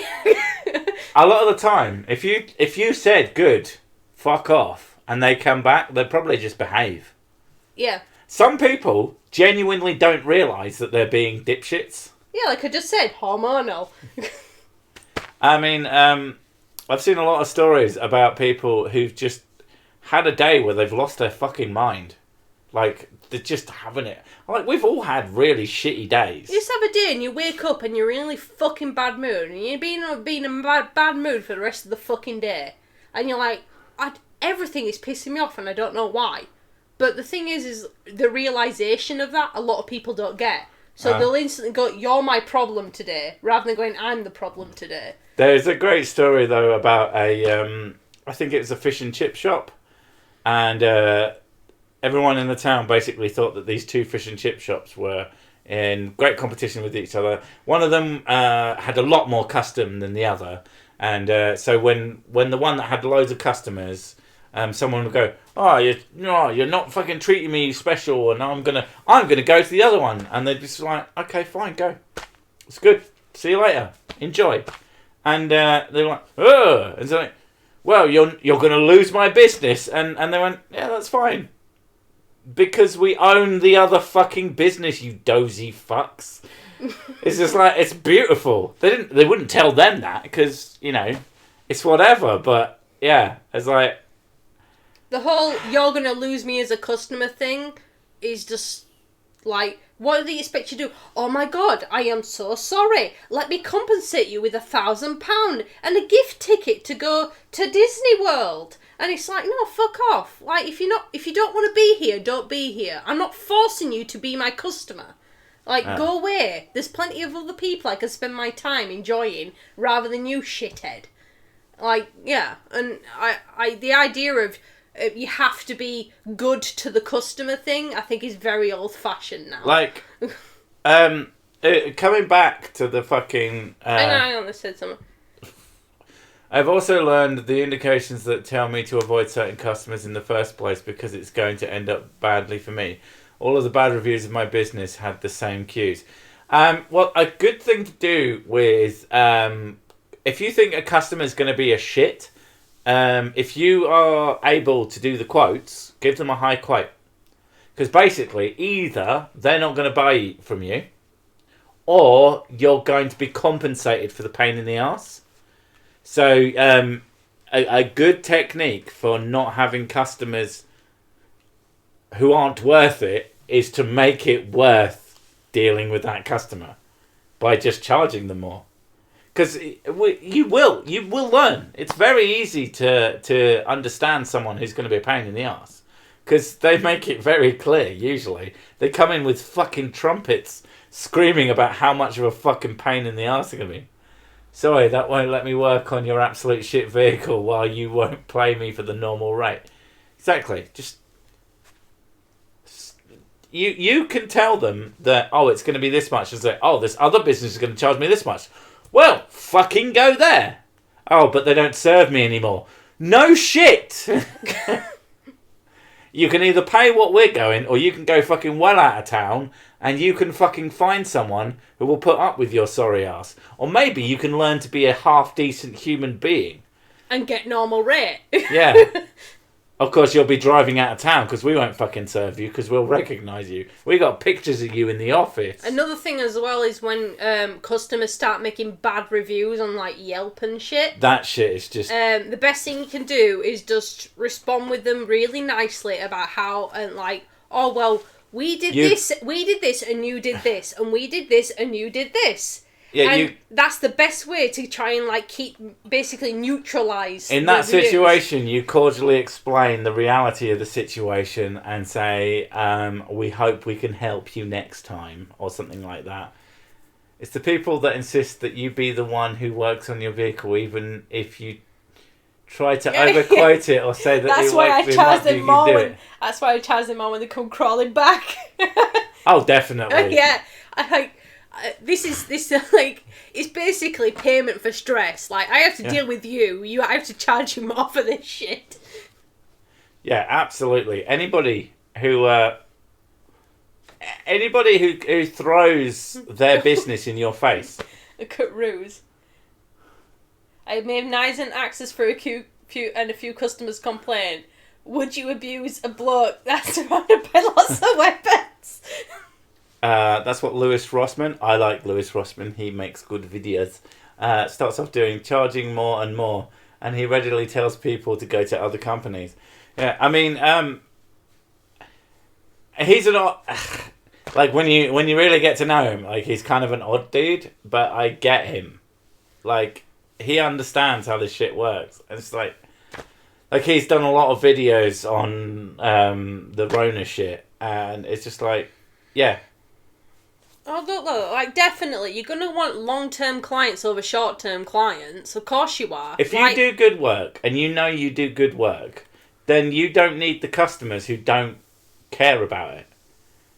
It's that simple. Long-term customers are more valuable than one-time customers. Every single time. And, like, the thing, though, like, if you treat a short-term customer with reasonable respect, then they're more than likely going to come back to you. Simple as. And then they're going to become long-term. If you have a customer who comes in and treats you like shit, and you accept them treating you like shit, and you do the work for them, and you go an extra 110% to try and make them stop treating you like shit, they're going to keep treating you like shit because they expect good work for shitty behaviour.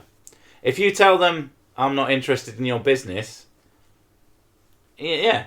There's people who literally think it's the law that people accept. That's the thing, though. The customer's always right thing is an old mentality. Like, if you are working for somebody else and you're an employee for a business and you're told to treat women, treat customers with a certain amount of respect and you have to treat them right and everything like that, then that's up to the employer. That's not you. That's really weird. QA library mods for Lewis on Twitch, apparently. Yeah, cool. That's pretty cool, yeah. Yeah, that's someone I watch. I like him. Yeah. Like I don't agree with everything he says, but he's got pretty fucking common sense stuff. And it is just like, treat your employees with respect. Fucking, if your business functions on taking out loans and now it's going to be fucked because of the coronavirus, well, then they should be fucked because they didn't put fucking things in place that they didn't get fucked by by shit happening. Yeah. Like the thing though, like, treat people with respect, but if they disrespect you, fuck them. Yeah. Like, I understand, like, the first comment, like, someone's being disrespectful to you in your first comment, and you're like, alright, they might just be having a bad day. That's fair enough. But if they come back and treat you like shit again, no, they're just an asshole. And you're like, I'm not gonna fucking I don't have to deal with you. Yeah. That's the thing. Running a business is fucking stressful as it is, because you've got to constantly try and think of, like, how can I market this to be better to other people? How can I try and get more customers? How can I try and get business? How can I make my business better for the customers I already have? You have enough fucking stress as it is. You don't need a shitty customer to add to that. Well, we've got a number of good comments here. Working in the industry, people tell you to always please the customer. I'm low level and I tell them that won't work. Pay for that and it will last longer. Now customers request me. Yeah, that's the thing. If someone boundaries. Well, that's about someone giving you good advice. Yeah. Instead of giving them the advice that they wanted. Don't tell someone what they want to hear. Tell them something that they need to hear. And as long as you don't get sacked, this is why if it's your own business, you can do whatever the fuck you want and it works. And also if you're in good terms with your boss, I suppose. Yeah. I do laser repair and custom LED work. There are people I have worked with for several years and there is a huge amount of respect because lighting needs to be reliable during shows. Oh yeah, exactly. Yeah, you definitely. want. That's it. If you treat someone with respect and that person is capable, it's so simple. It's not even difficult. Just don't treat people like shit, and they'll probably do good work. And especially if you make them care about you. And that sounds manipulative, but it's not. Like, the weird thing that I don't get is, like, even when I'm having a bad fucking day, like, it could be like, my depression is really fucking me up today, and I hate everything. Or my hormones are going crazy, and I decided that I just want to eat everything and destroy the world. But I still find it in myself to be nice to people. So it's beyond me when people are just genuine assholes to people who are trying to help them. So the idea that if they don't show you any tiny amount of respect, like even when you're trying to fix their problem, it's one of these things where what do they think's going to happen? Like, you're shouting at me and being a dick to me when I'm trying to help you. Like, what do you think's going to happen? And like, that's the thing though, you got to have a sense of like boundaries within yourself. Like, this is the point where I don't want to deal with you anymore, so don't. If it's reached your limit of like, I can't deal with this customer anymore, don't deal with them. Because it's not worth your own mental health. Lewis streams on Twitch and YouTube at the same time as YouTube. Live stream is just cancer. Twitch is offered in partnership, but they say he has to stop live streaming on YouTube at the same time. The question there is, it's all about what's most financially beneficial, especially right now. If it turns out that him live streaming on YouTube at the same time gets him more money because, there are just more eyes on YouTube. He's getting more super chats. it may just not be worth it to him to do that. But if it turns out that it's more worthwhile, you know, Lewis, from my understanding of him, he can get certain things, like, he likes to do things his way for a lot of it. I can see why he might just say, no, fuck you. Because he would literally say, no, fuck you. So, I don't know. But I imagine he's probably mostly aware of how he gets the most money, and it's probably by doing both at the same time. Currently, the entire industry is doing checks to make sure that we are not losing our minds. The pandemic is pulling people together, even without the work, because of the shared respect/friendship. Yeah. Anyway, it is. Yeah, we're like 20 seconds away from fucking a 3-hour stream, so I think we're gonna wrap up. But there's a video up. If you haven't watched it, go fucking watch it. There's a video I have put up that is already ready to go up. It won't be going up till Wednesday because fuck you. Watch his recent one. If you've watched it already, watch it again because it's fucking funny. Watch it 3 times because I liked it. I know, I really enjoyed it. And I usually hate my fucking videos. So, you know, that says something. We're either going to play Final Fantasy VII Remake or do some Beat Saber. Beat Saber. We're going to do some Beat Saber. But you will... you take care. Don't do a dead. And we'll see you next time. Bye-bye.